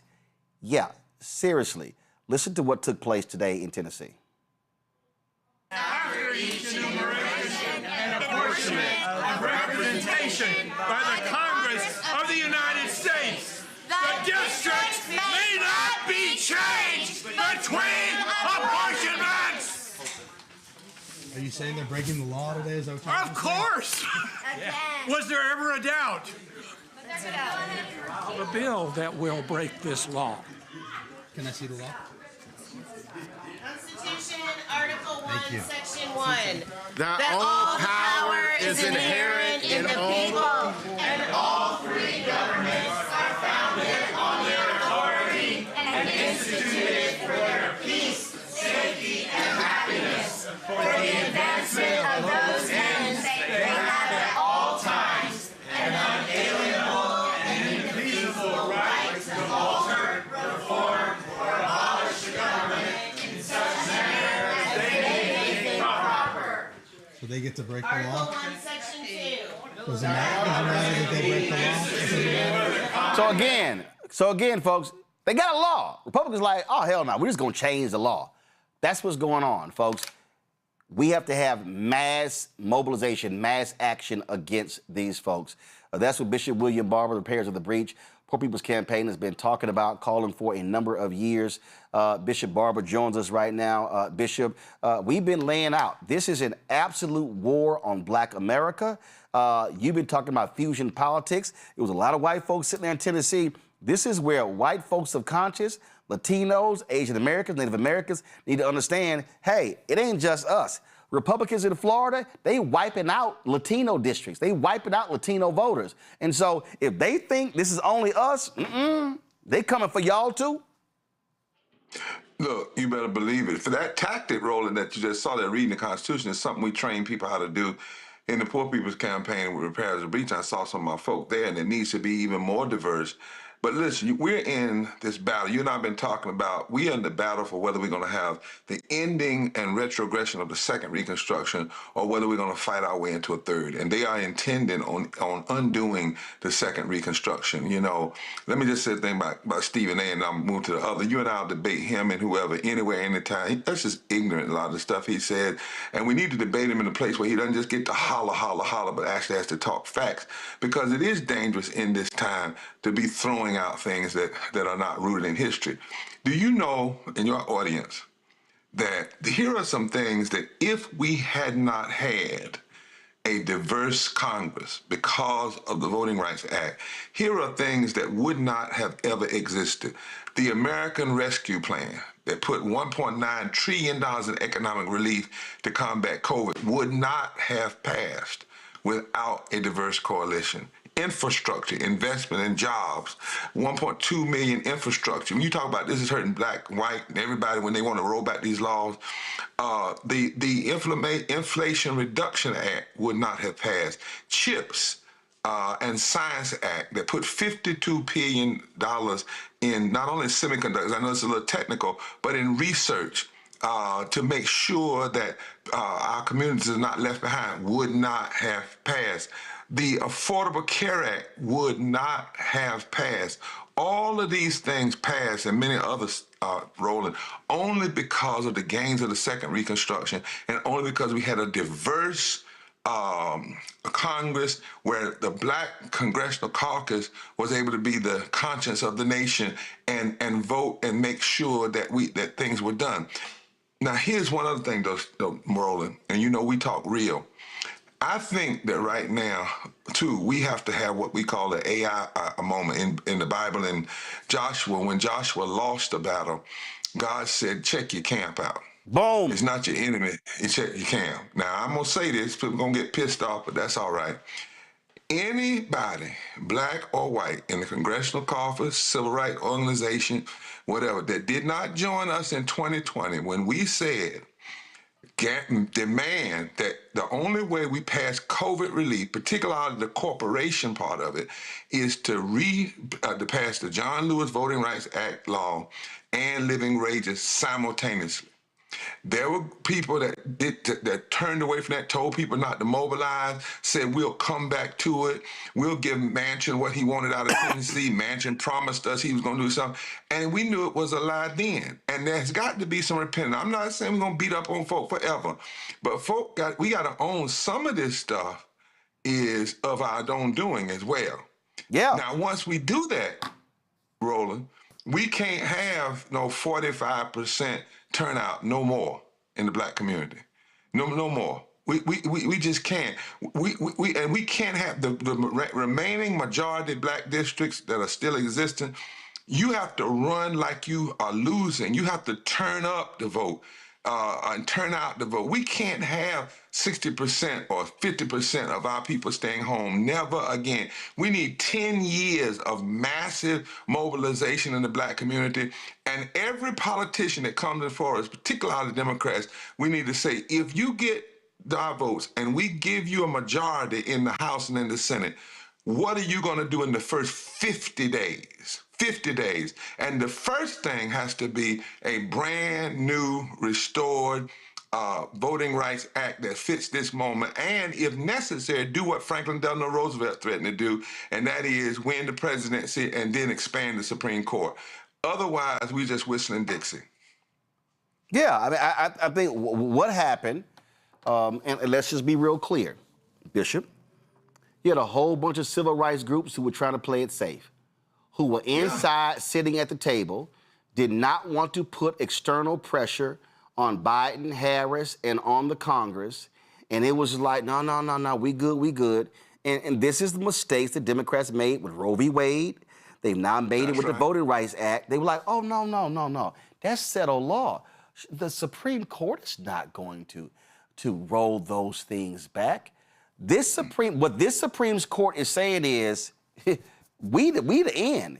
Can't nobody tell us what to do. We got supreme power, and we about to use it the way we see fit. And we will ignore our own precedent, do what the hell we want to do to achieve the outcome that we want to achieve, which is align with a right-wing conservative Republican Party. That's right. Because they know the demographics, Roland, you've talked about this, are shifting so fast, population-wise. The only way you can hold on to power in the next 10, 15 years is to cheat. And this has been something that's been going on. We could have fixed the Voting Rights Act ever since June 25th, 2013. That was Obama. Obama was there. That's right. That's exactly right. Obama, then Biden, then Congress. You know, and anybody, I don't care who it is, a congressional leader, a whip, who said to folks, hold off, back up. I remember we went to Tennessee, put 1,000 people in front of Manchin's office, and white and black, to challenge him to do what he promised John Lewis on his deathbed. And he told our folk, oh, I've been assured from other groups that I don't have to go along with your pressure, and they're gonna be okay with the vote on the COVID relief for corporations. You know, he wanted some for his sludge plant or something up in West Virginia, and then he promised he would come back and vote for the Voting Rights Act, and there was never a comeback because we never should have let him off the hook. After the 2020 election, COVID relief, living wages, and the Voting Rights Act should have been the top 3 actions on the table and should have been done in the first 100 days of that new administration. Now that we're not there, we've got to now go back and that's why you and I are working to organize 1,000 men, alpha men, and now we've got the Amy Zion and others are coming in who will engage in the kind of massive mobilization because we have to make them pay. So let's, for instance, say they've cut right now some of the Voting Rights Act. If we turn up our vote, we can actually change some of the districts that are not predominantly black districts, but we can make it so they can't win in certain areas and we'll have to answer to the power of the black vote. But we can't do it with just 45% of the people turning out. Come on, y'all. We have to have a turnout like they had in South Africa when Mandela was running for president. You remember that, Roland? Absolutely. Lines around the building, everybody standing in line for hours in the hot sun. That's the fight. That's the battle that we're in now. Well, we don't even have to. Go there. When I was in Mound Bayou, Mississippi on Friday, and that was a photo. I took a photo of it, and that was a photo that they had, and it was at a voter event. It was a voter event in 1954, I think, and they said that was a near riot as people were clamoring for voter registration. A near riot. I talked about when I went to the National Civil Rights Museum in Memphis, and there's a sign, and I thought I took a picture of it, I'm gonna try to find it, where a young sister said, all I want, and for all y'all black people doing all these extravagant ass prom stuff, this is what it said. All I want for my 18th birthday is a voter registration card. That's what we got to get back to. That's right. That you and we voting for our lives. You've been saying it. I know Rachel Maddow put it up there last night, but you've been saying it for years. We are in a battle. We're in a war. You got to vote for your life. You actually have to get, pissed off. I think God gets pissed off at injustice when I read the Bible. You got to get pissed off that these folk literally went down to our parents' graves and just desecrated them. Just desecrate them. But even that's not enough. I heard your brother talking earlier. When we talk about what's happening in our community, the number of people that are dying because of lack of health care, dying because of poverty, dying because of lack of living wages, and you have a party that has just gone all out MAGA and saying they're going to do everything to make that worse, not make it better. There comes a time that self-preservation has to be the first law of nature. Self-preservation has to be the first law of nature. And we are in that battle and that war right now. You talked about the effort. We have it up on blackstarnetwork.com. Y'all, if y'all go to blackstarnetwork.com, And you see it right here. Bishop William Barber is looking for black men and women who want to be trained to organize and mobilize black voters. That's going to take place in June. Bishop, explain to people why they have to be trained to do what we're talking about. Yeah, it's not just getting up, Roland, and doing a cute speech. It's not just getting up, having a voter rally and say, y'all go vote. It's not using Trump and Clarence Thomas as punchlines. I've been watching some preaching lately, and I'm a preacher, so I can talk about it. And brothers and sisters, I get the punchline, but if you're not organizing your church, and then 2 miles around your church, and then 5 miles around that 2 mile, if you're not really doing micro-organizing, really understanding the power of the vote, there are places, Roland, that, and this is why you have to be trained, where out of, say, 800,000 black people who didn't vote, just 10% of that would change everything. But you have to know that, and you have to be trained in that. You have to know how to use the technology. You have to know where to knock and where to go. You have to know the data. Do you know that 19 million poor and low-wage voters that voted for Biden Harris didn't turn out for Kamala Harris? And regardless of why that is, we have to know that and know where they are. And so that's why on that weekend, the weekend of January 12th, and you know that's the weekend that Mega Evers... June 12th, June 12th, June 12th, 13th. That's right. That's right. But what people also fail to remember is that weekend was they wanted to kill 3 people. It was a brother in Louisiana. It was Bernard Lafayette, who just died, and Mega Evers. They got Mega. There was a goal in that day in 1963 to take out the young civil rights leadership. And right now, we are in a battle to take out all the power that leadership won. And so what we're saying is on that day, and on the same day that Kennedy announced he was going to fight for the Civil Rights Act, we have to grab that moment, because we're watching the undoing. And folk have to be strategically trained on how to use the technology, how to do door knocking, how to be strategic, how to work the percentages. It's not always about, well, we're just going to get 100% of the people to vote. That's not how you do it. You really need to be technical. For instance, I can tell you right now, Roland, in North Carolina, we need 1,830 votes per county to overcome the margin of victory that Trump had in 2024. That's the kind of specificity that we have to have, and then go after where we can find those votes. Well, to your point, Isaac Hayes, III, posted this on social a couple of days ago. You talk about data. You see it right here. He said, eligible black Georgians who didn't vote. 2018 governor's race decided by 54,723 votes, 900,000 and 1.1 million black folks.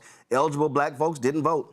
In 2022, 191,000. He said, if we show up, we win. Same thing, 2024.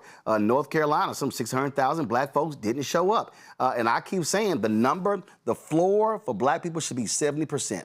That's the floor. That's right. Not 45, not 52, not excited because it's 55, 70%. Otherwise, we're going to just be sitting here whining and complaining when they just run the table. And let me be the first, because I know somebody said, Reverend Barber, I just saw North Carolina. You all didn't do it. You're exactly right. That's one of the reasons why I'm saying I can't be out here going everywhere else, Roland, and not stay in my own home state. I'm saying it to every preacher that wants to do big national speeches. Nope. If you're not organizing your church, then you have no credibility to do that. If you're not organizing your community, you have no credibility to do that. So it is time for us to take these numbers.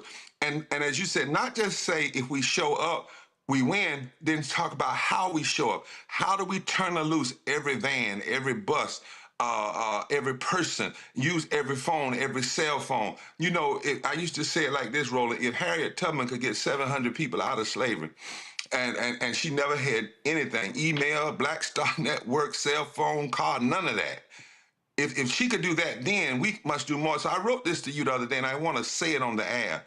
What I believe, it's past time to act like we're in a war, a battle against forces of racism and injustice and authoritarianism all at the same time.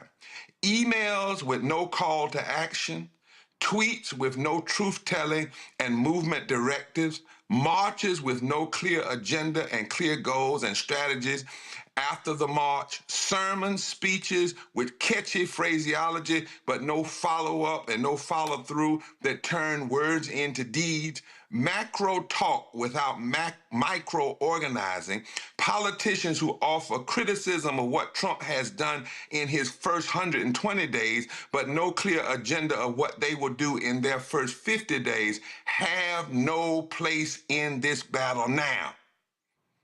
We're in a different moment, y'all. And with everybody's got to straighten up and fly right. Folks, do me a favor. If y'all want to be if you want to be trained in organizing and mobilizing and getting the vote out, we ain't paying lip service. This ain't just a whole pontificating. This is about real training. June 12th and 13th, go to blackstarnetwork.com. Click the link. You'll see it right there. You go down there. When you scroll down, you're going to click that link right here. It's going to take you to a form. We put my email out earlier. We don't have to now. This is the contact form. Your name, your date of birth, your address, your email, your mobile phone. Sign up for email, dates, text messages. We still are organizing alphas. That's for a specific reason, y'all. If you're a member, just click that box right there and click submit. Because last point, Bishop, and this is what gets on my nerves. When I remember Reverend Jackson and I had it out once in Chicago because he had a rally and they were not collecting data. The problem I have is when I see these folks have rallies and events and all this stuff, and I'm like, y'all don't even know who's here. How are you not collecting data?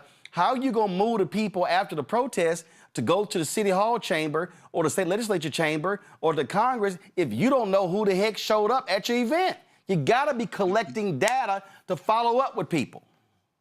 Always. That's why, Roland, as you said, you can go to breachrepairers.org and click there. We're collecting this data. And on May the 11th at 5 o'clock in Washington, D.C., we're having a Moral Monday. We've been doing Moral Mondays for several weeks now, right in front of the White House. Yep. But Moral Monday for peace and nonviolence. But we're connecting the violence of the war in Iran to the violence of voting rights denial. That's violence too.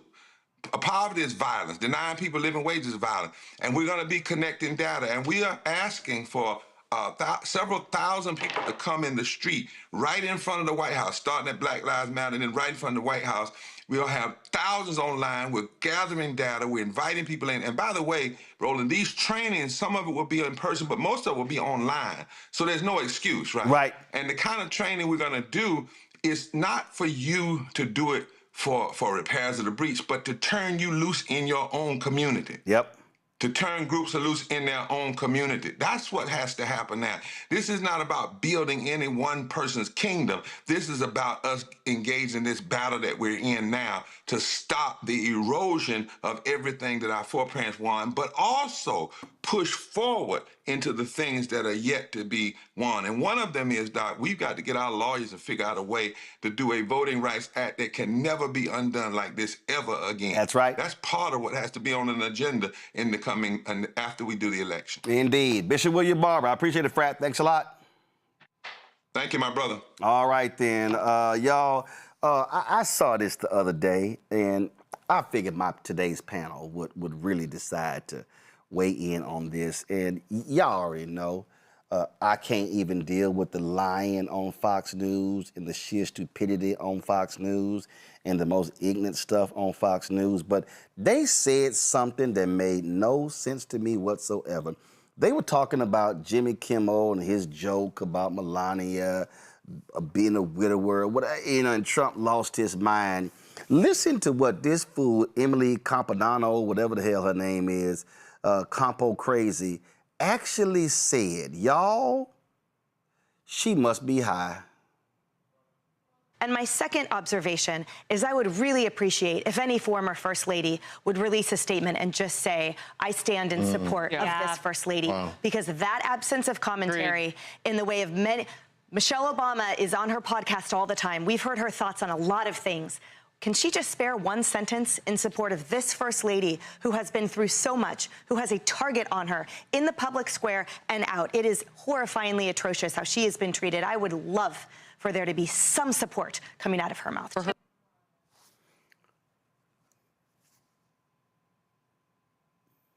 Run that by me again. Observation is I would really appreciate if any former First Lady would release a statement and just say, I stand in support of this First Lady, because that absence of commentary in the way of many. Michelle Obama is on her podcast all the time. We've heard her thoughts on a lot of things. Can she just spare one sentence in support of this First Lady who has been through so much, who has a target on her in the public square and out? It is horrifyingly atrocious how she has been treated. I would love for there to be some support coming out of her mouth. Randy, did I see two black people sitting on that couch? Harris trifling ass Faulkner and Charles Payne nodding and agreeing. Do you recall Melania saying anything when Trump posted a video displaying Michelle and Barack as monkeys? I don't recall Melania saying to her twice impeached, criminally convicted, pooping in his pants husband, take that crap down. So these ignorant ass fools, they have the audacity to say that Michelle needs to come to the defense of Melania? I don't even see how they got how she got the words out of her mouth. Like, the absolute audacity is just stunning. This is a woman who has watched her husband rip apart and denigrate everybody. I can't even say just black people. The man attacks everybody, but specifically, it hasn't been a month that the man posted a video depicting former President Barack Obama and Michelle as monkeys. And did she speak up? And let me just say that the First Lady said that her platform was going to be anti-bullying, which is a joke considering her husband is the biggest bully that has ever walked this earth. I mean, it seems as if these are people who always speak about Christianity and they only expect black folks to be Christians. Like, we are the ones who are supposed to smile and accept terrible treatment, as they seem to accept and actually embrace the horrific treatment that their leader puts on everybody else. I mean, it's unbelievable. It's absolutely unbelievable. And she had the audacity to say that. I don't see how she didn't fall out. Yeah, and then the black people nodding. Nicole, I'm going to go old school. I mean, I don't know what these folks say. They talking about cap. I don't use that. I don't use that. I'm going to go old school. She had the gall to let that come out of her mouth, and they little two nodding asses like, oh, yeah. The audacity, if that's one thing they're going to have, is audacity. And we know Michelle Obama doesn't owe Melania Trump anything. They're lucky that Michelle Obama doesn't come out swinging against them. But as we know, Michelle Obama said, when they go low, we go high. But she ain't about to go that high, okay? This has been an administration that has dehumanized her and her husband. Long before Trump even came into office, he was questioning whether or not they were born in America. I mean, the list goes on and on and on about how they have disrespected Michelle Obama. And then they got the nerve to ask her to stand up and say something. Goodbye. Mustafa, I'm going to go one more. That child had the caucasity to let that come out her mouth. And it's amazing how they want black folk to stand up, support, and show compassion when Melania ain't said a damn word about the vicious attacks. And let me remind everybody watching and listening that Melania Trump, sorry ass, is a birther. Melania Trump was on Joy Behar's headline news show with that birther nonsense. Oh, ain't no way in hell Michelle Obama should say a damn thing coming to the aid of the defense. Let Melania talk, but she can't because she can barely speak English. You got me with caucasity. You know, that's my word. I wrote a poem about it. Yeah, my auntie would say, you done lost your damn mind. It's just crazy. I don't know what is going on in that studio. They either got some gummies going on in there or some dark liquor or something that's going on, because First Lady Michelle Obama has been so gracious with her time when in the spotlight. And I mean, they were just vicious about her looks, about her intellect, about so many things that were completely false. And so for her to say something in this moment makes no sense whatsoever, nor should she, as all the other panelists have said. But it is, you know, it's sort of par for the course for these folks, because once again, privilege makes you think that you can say and do anything to everyone else, but then they are supposed to come to your defense because of some God-given right. So I'm glad that there is silence there. The First Lady continues to be gracious, and she should not even, you know, dip her toe into this poison pool that they have.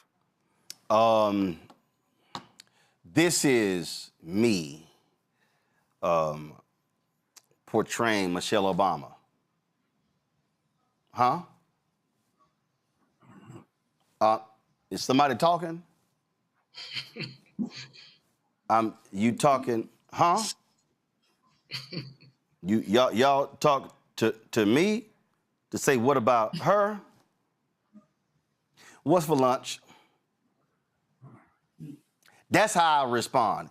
Fox News, Emily, you out your damn mind. How dare y'all? How dare y'all sit here and say that, especially with all the trash that has emanated from Harris Faulkner's mouth about the Obamas.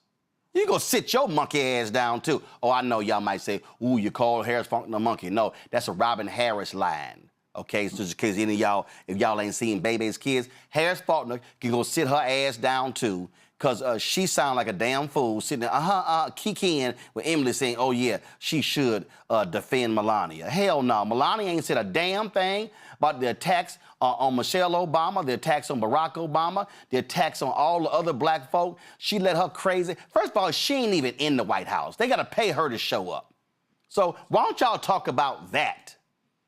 You out y'all damn mind. Man, let me go to a damn commercial break before I cuss these fools out. I'll be right back. Roland Martin Unfiltered, the Black Star Network. Support the work that we do. Join our Bring the Funk fan club. You want to contribute via Cash App, use the Stripe QR code. You see it right here on the screen. It's also for credit cards as well. Checks and money order. Make it payable to Roland Martin Unfiltered, P.O. Box 57196, Washington, D.C. 2003 7-0196. PayPal, R. Martin Unfiltered, Venmo, RM Unfiltered, Zelle, Roland at RolandSMartin.com, Roland at RolandMartinUnfiltered.com. We'll be right back with our Shop Black Star Network segment. With medicine and science under attack, I want to keep you and your family informed and healthy. I'm Dr. Ebony Hilton, and I knew at the age of 8 that I wanted to be a doctor. So I studied hard and became the first African-American female anesthesiologist hired at the Medical University of South Carolina since its opening in 1824. And I always say I was made into a doctor, but I was born to be a mom. And as a new mom, wife, sister, daughter, and friend, I understand how frightening a medical crisis can be. I care for individuals on some of the worst days of their lives, and it's my mission to provide you with a safe space to gain clarity on issues affecting your mind, body, and soul. I recognize that there are health disparities, particularly as it pertains to race, and I want to help bridge the gap between you and your healthcare providers. Join me every Thursday for Second Opinion on the Black Star Network, where each week I'll invite experts from various medical fields to share the latest health news. We'll discuss topics such as the vaccine debate, mental and sexual health, medical bias, infertility, menopause, andropause, nutrition, and aging. Together with my medical colleagues, we aim to provide you with a second opinion. Don't miss it, Thursdays only on the Black Star Network. How you doing? I'm Mark Curry, and you're watching the Black Star Network. That's why I got these glasses on, because that black star is bright.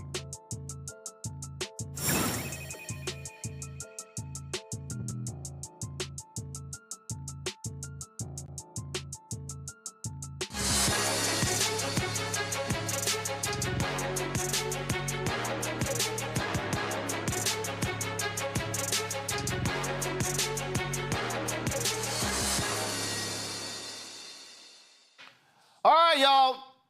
Women having their period, it's a reality. For women seeking greater comfort and mobility during their cycle, finding the right product can make all the difference in their daily lives. Tonight's segment, our guest is transforming period care with a more convenient and eco-friendly menstrual product.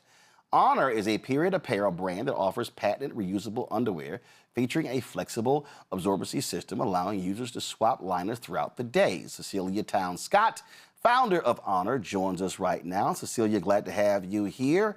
All right, we always ask owners what led them to this. And for you, was it just not finding proper products?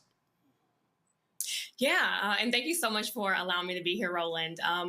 So now I work as an attorney, but before I did that, I worked in Chicago public schools. And, wanting to have a more eco-friendly period, we all know the earth is on fire. And using traditional period panties, the liner for them is sewn into them. And so imagine what that's like. You have your period panties, you work in a high school, you have 4 minutes between classes. What are you going to do, right? And I'm in Chicago, so in the middle of the winter, that's having to take off pants, possibly leggings, remove the underwear, put on a new pair of underwear, and try to make it back to class. Like it was just too much. And so I learned sewing from my mother, so I've always known how to sew, entrepreneurship from both my parents. And so just kind of start thinking like, okay, how can we do this better, right? Like there's a lot of brands out there, but with everything else in the market, we're kind of marinating in our own magic all day. And I just felt like we could do better. And so Honor was born. So you were mainly thinking of young women who are in middle school and high school who have these issues where they are at school all day. Middle school and high school, but honestly, grown women as well, postpartum women as well, women with bladder leaks as well, right? Like there are actually a number of groups of women who have issues with either period blood or something leaking, right? And literally we got the patent because everything else on the market only comes as one unit. There's literally nothing else on the market where the absorbency is removable.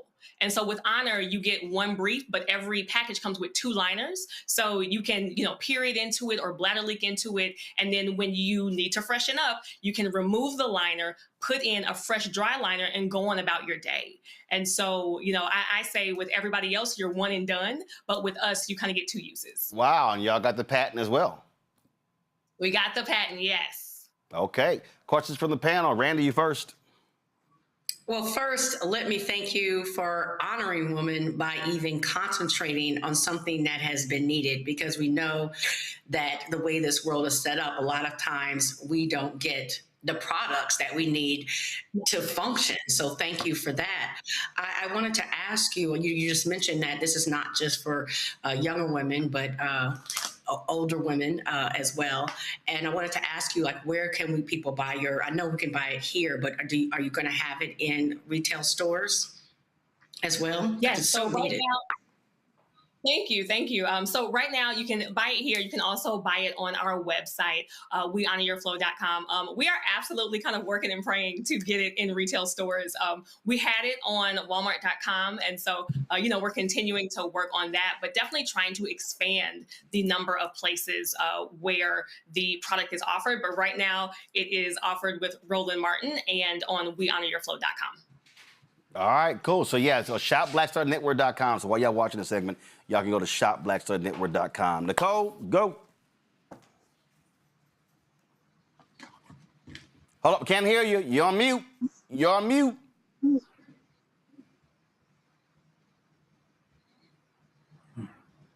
All right, okay. All right, we'll figure it out. Let me go to Mustafa, then come back to Nicole. Yeah, well, it was great to hear you talk about eco-friendly. And, I work a lot with chemicals, and I know how impactful they can be to the body. And I remember the days of toxic shock syndrome. Can you talk a little bit about how yours are eco-friendly and how they are healthier and safer? Absolutely. Thank you so much for that question. So that was actually, it took us a while to get our final product ready. And that was a big part of it. So a huge conversation in period wear, especially in the one-time use products, is PFASs. These are basically forever chemicals that are found in literally everything. And so when we, that was actually one of the questions that we asked our manufacturer when we were trying to figure out like where we, getting the fabrics and who's going to make it for us, do your products have PFASs in them? And our manufacturer kind of sent us their certificate that says, like we do not have those chemicals in the products that we're using because part of the research and kind of what got us to the name, we started off as Honor Your Flow, because when you do the research about menstruation, you find out that you may bleed for, 3 to 7 days, but what actually impacts how you experience your period is what you're doing for the rest of the month. So the products that you're putting on your body, the chemicals that you're being exposed to, your diet, your exercise, like all those sort of things. So we actually made the product with that in mind, to not have all of those chemicals that are in the one-time use products. There's always, there's some things that most products have to kind of be sprayed with, because they're being shipped and things of that sort. But we did take special care to make sure that our products do not have the PFASs that are in one-time use products because of the way that it can affect your body. And just, again, a lot of the stuff that's out in the market was not made by us, not made for us, not made with our health in mind. And so a big thing for us is kind of when we make products for ourselves, we do it better, right? And so that was a big part of the brand. I think we got Nicole's audio straight. Nicole. Yes, I'm back. So I think this product is so incredible. And I was wondering if you could talk a little bit more about accessibility, because I know a lot of women live in areas where they can't easily access a CVS or Walgreens to get the products that they need. But if they have something that they can use multiple times, that might make things a little bit easier. So can you talk about that? Sure. So that's another big part. I think, and we're just so thankful for it while we got the patent, because a big accessibility piece here is the fact that you can remove the liner, when you're wearing it. I know you talked about accessibility as far as location, but I also want to talk about accessibility as far as ability, right? For folks who might be wheelchair bound or just might have issues putting their pants on and off, something where you can remove the liner is going to allow that group of people to access a sustainable period. And then to, the actual point that you made, my apologies, for right now, we are offered, the product is offered on our website. So even if you don't have a CVS that is near you, we ship everywhere. We ship definitely everywhere in the US. We have shipped overseas. We are willing to ship any and everywhere because accessibility when it comes to period products is such a huge thing that taps on the reusable part of it as well, right? Like if you can't get to a CVS very often, but you have these period panties that you can wash over and over and over again, and literally all pieces of our product, that's from the brief to the liner to the waterproof wet bag, all of that comes with it. You can throw the whole thing in the washer and in the dryer, and it lasts for years. So folks, ladies, mothers, aunts, cousins, sisters, wives, you name it. And of course, men, you can also buy products as well for the women in your family. Go to shopblackstarnetwork.com. The product is called Honor. Go to shopblackstarnetwork.com. This is the website. If you go there, you can check out the products as we speak. Please support this Black-owned company. Great product and great job, Cecilia. We appreciate it. Thanks a lot. Thank you so much. Thank you for having me. All right, a couple of things to close out the show. First, I saw this story y'all 3 weeks ago, and I really tried my best to... Are some white people just so stressed that they can't avoid black people just minding their own damn business? A group of black women are in a park. They just working out. They are just minding their own black business. They are just having themselves a good time trying to get their bodies in shape. And this ignorant ass Karen decided to bring her trifling ass over to mess with them. Go ahead and press play. Does she own the park? Okay, that's fine. She didn't charge anybody to be here. But I didn't charge anybody to be here. That's for my stuff that they're using. That's what they're paying for. So mind your goddamn business. Take your ass home. I mean, do you want me to call roll, you guys? You need to show respect, ma'am. I work with the CEO.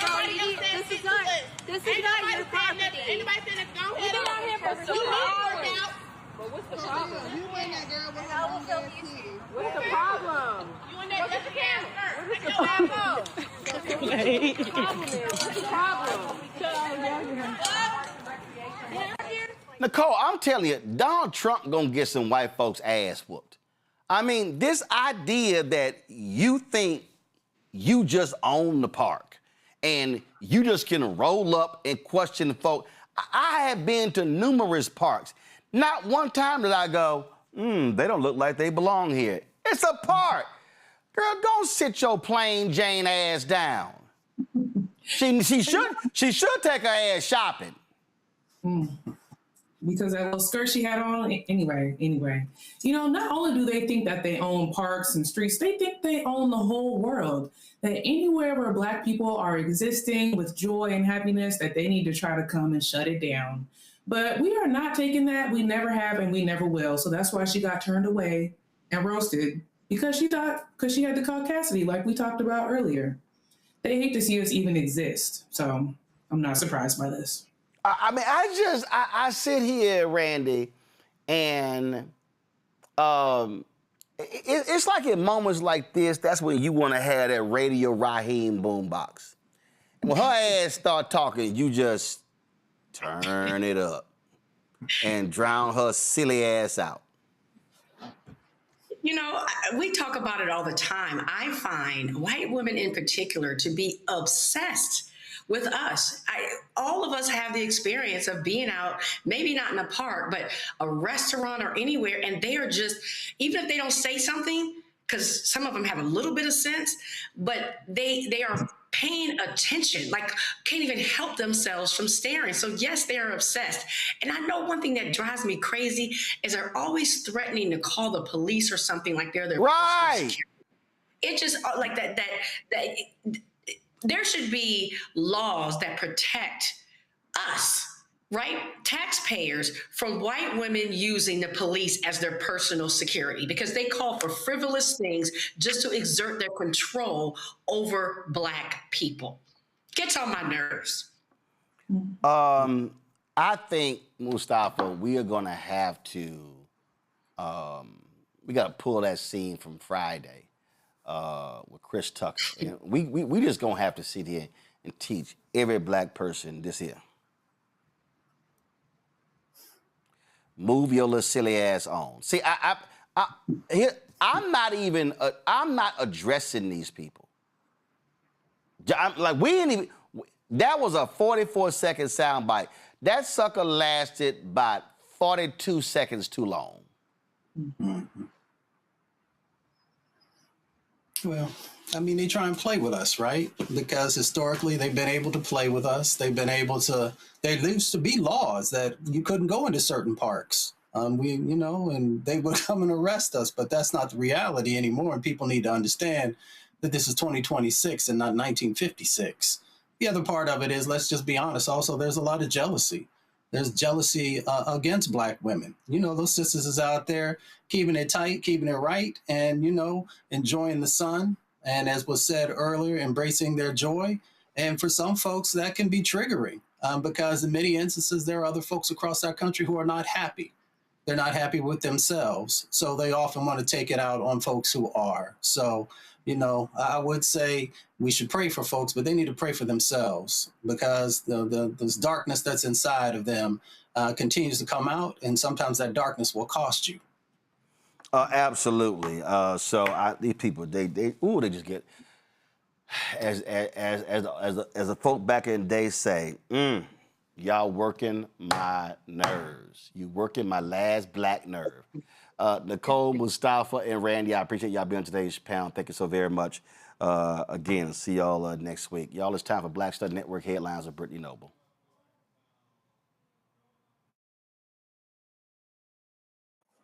A Louisiana Fifth Circuit Appeals Court ruling blocks newly elected Calvin Duncan from taking office again. On Monday, Duncan arrived at Orleans Parish Criminal Court for his first day in office as a new clerk of criminal court, but was only able to serve for a few hours. A federal judge temporarily suspended the previous ruling that cleared the way for Duncan to take office. On Sunday, Judge John DeGravels temporarily struck down a new state law that was signed by Governor Jeff Landry to eliminate the office of Orleans Parish Criminal District Court Clerk. In his ruling, he said that the new law was unconstitutional and disenfranchised voters. Duncan, an exonerated prisoner turned lawyer, won the hotly contested November election by a wide margin against incumbent clerk Darren Lambert. Well, Black MAGA influencer named Craig Long, who recently posed with President Donald Trump at a UFC event, has been arrested in Florida as part of a multi-day human trafficking sting. The 41-year-old is the owner of Craig Long Fitness in Tampa and is a self-described MAGA and social media influencer. Police have accused him of seeking the services of a prostitute. The multi-agency operation targeted both those seeking to exploit minors and individuals soliciting prostitutes. Long was among 266 arrested, including January 6 rioter Ryan Yates, and 2 men who allegedly brought children along to their illegal meetups in Polk County, Florida. Polk County Sheriff Grady Judge did not hold back at some of the people caught in the sting. A significant development for historically Black colleges and universities is underway as 15 HBCUs have come together to strengthen their collective research capabilities, secure funding, and enhance their national impact. This coalition, called the Association of HBCU Research Institutions, includes prominent institutions such as Howard University, Morgan State University, and Florida A&M University. Together, they aim to promote research led by Black scholars, the Association of American Universities, Harvard University, the Legacy of Slavery Initiative, and the Harvard University Office of the Vice Provost for Research support this initiative. This partnership includes a 3-year, $1 million grant designed to expand research capacity and resources. Leaders of the initiative emphasize the importance of addressing disparities. Their goals include strengthening faculty recruitment, investing in necessary infrastructure, and tackling pressing issues such as health disparities and economic inequality that affect our community. Well, the Indiana Black Expo is making a significant change to its Circle City Classic event by replacing the traditional HBCU football game with high school games. IBE CEO Alice Watson explains that this shift aims to enhance revenue streams and ensure sustainability by reducing costs and increasing flexibility. This change will take effect later this year and will feature 2 premier boy high school football games and 2 girls high school flag football matchups, all hosted at Lucas Oil Stadium.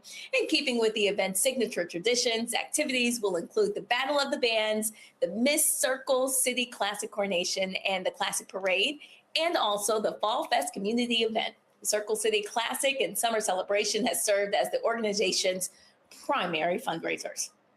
And in Florida, an 18-year-old is making history as the youngest graduate from Florida State University's College of Nursing program. Demetria Coley earned her degree after an impressive academic journey. Her father, Demetria, is a science teacher, homeschooled her, and by the age of 15, she had already earned her associate degree from Tallahassee Community College, becoming the youngest graduate in that school's history.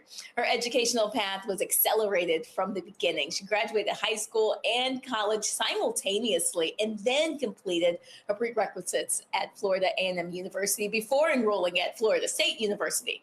Now, she is following in the footsteps of her mom, Alicia, a nurse who sadly passed away from ovarian cancer in 2020 when Demetria was just 13 years old. But now she is channeling that loss into purpose. During her time at FSU, she gained experience training at Tallahassee Memorial Healthcare, and she now plans to work as a neonatal intensive care unit nurse. We wish her well. Roland, back to you. All right, folks, be sure to tune into the Breakdown of Brittany Noble every day, noon Eastern, right here on the Black Star Network. Again, the Breakdown of Brittany Noble every day, noon Eastern on the Black Star Network. Y'all, last story here.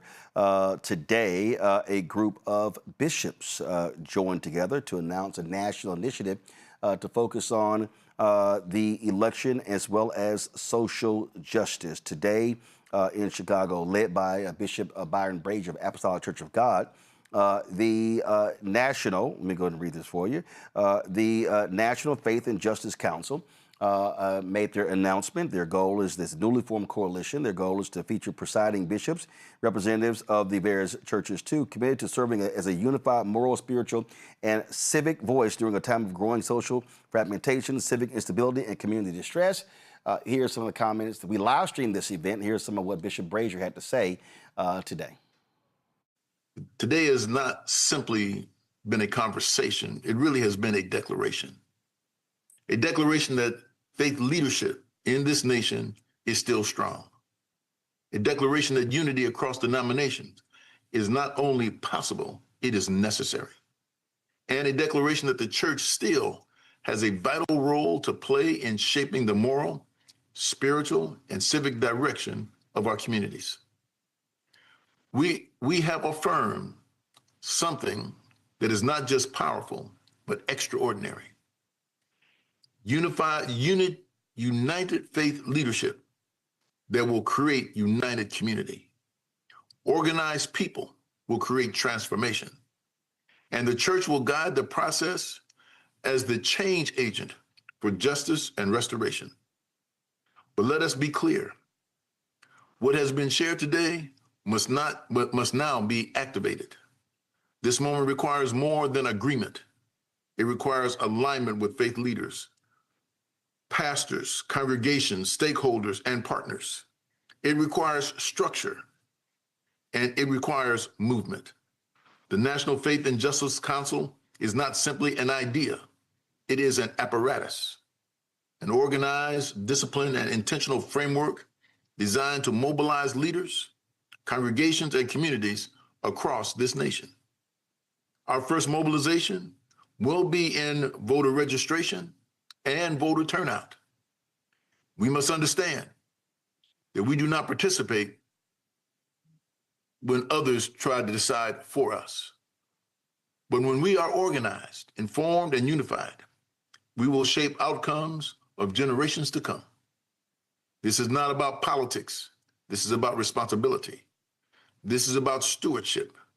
This is about the future of our communities and the generations still yet to come. The Declaration of Freedom reminds us that we are not powerless, but we are positioned. And we live this moment with clarity. We will educate, we will organize, we will mobilize, and we will sustain. To the people of faith, together we will not walk away from this moment.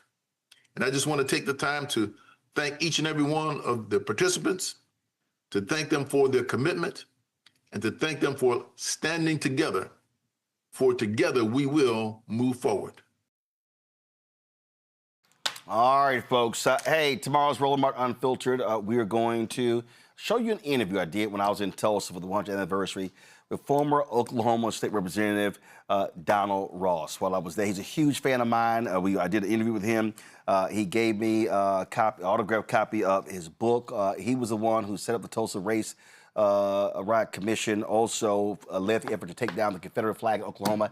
He passed away today.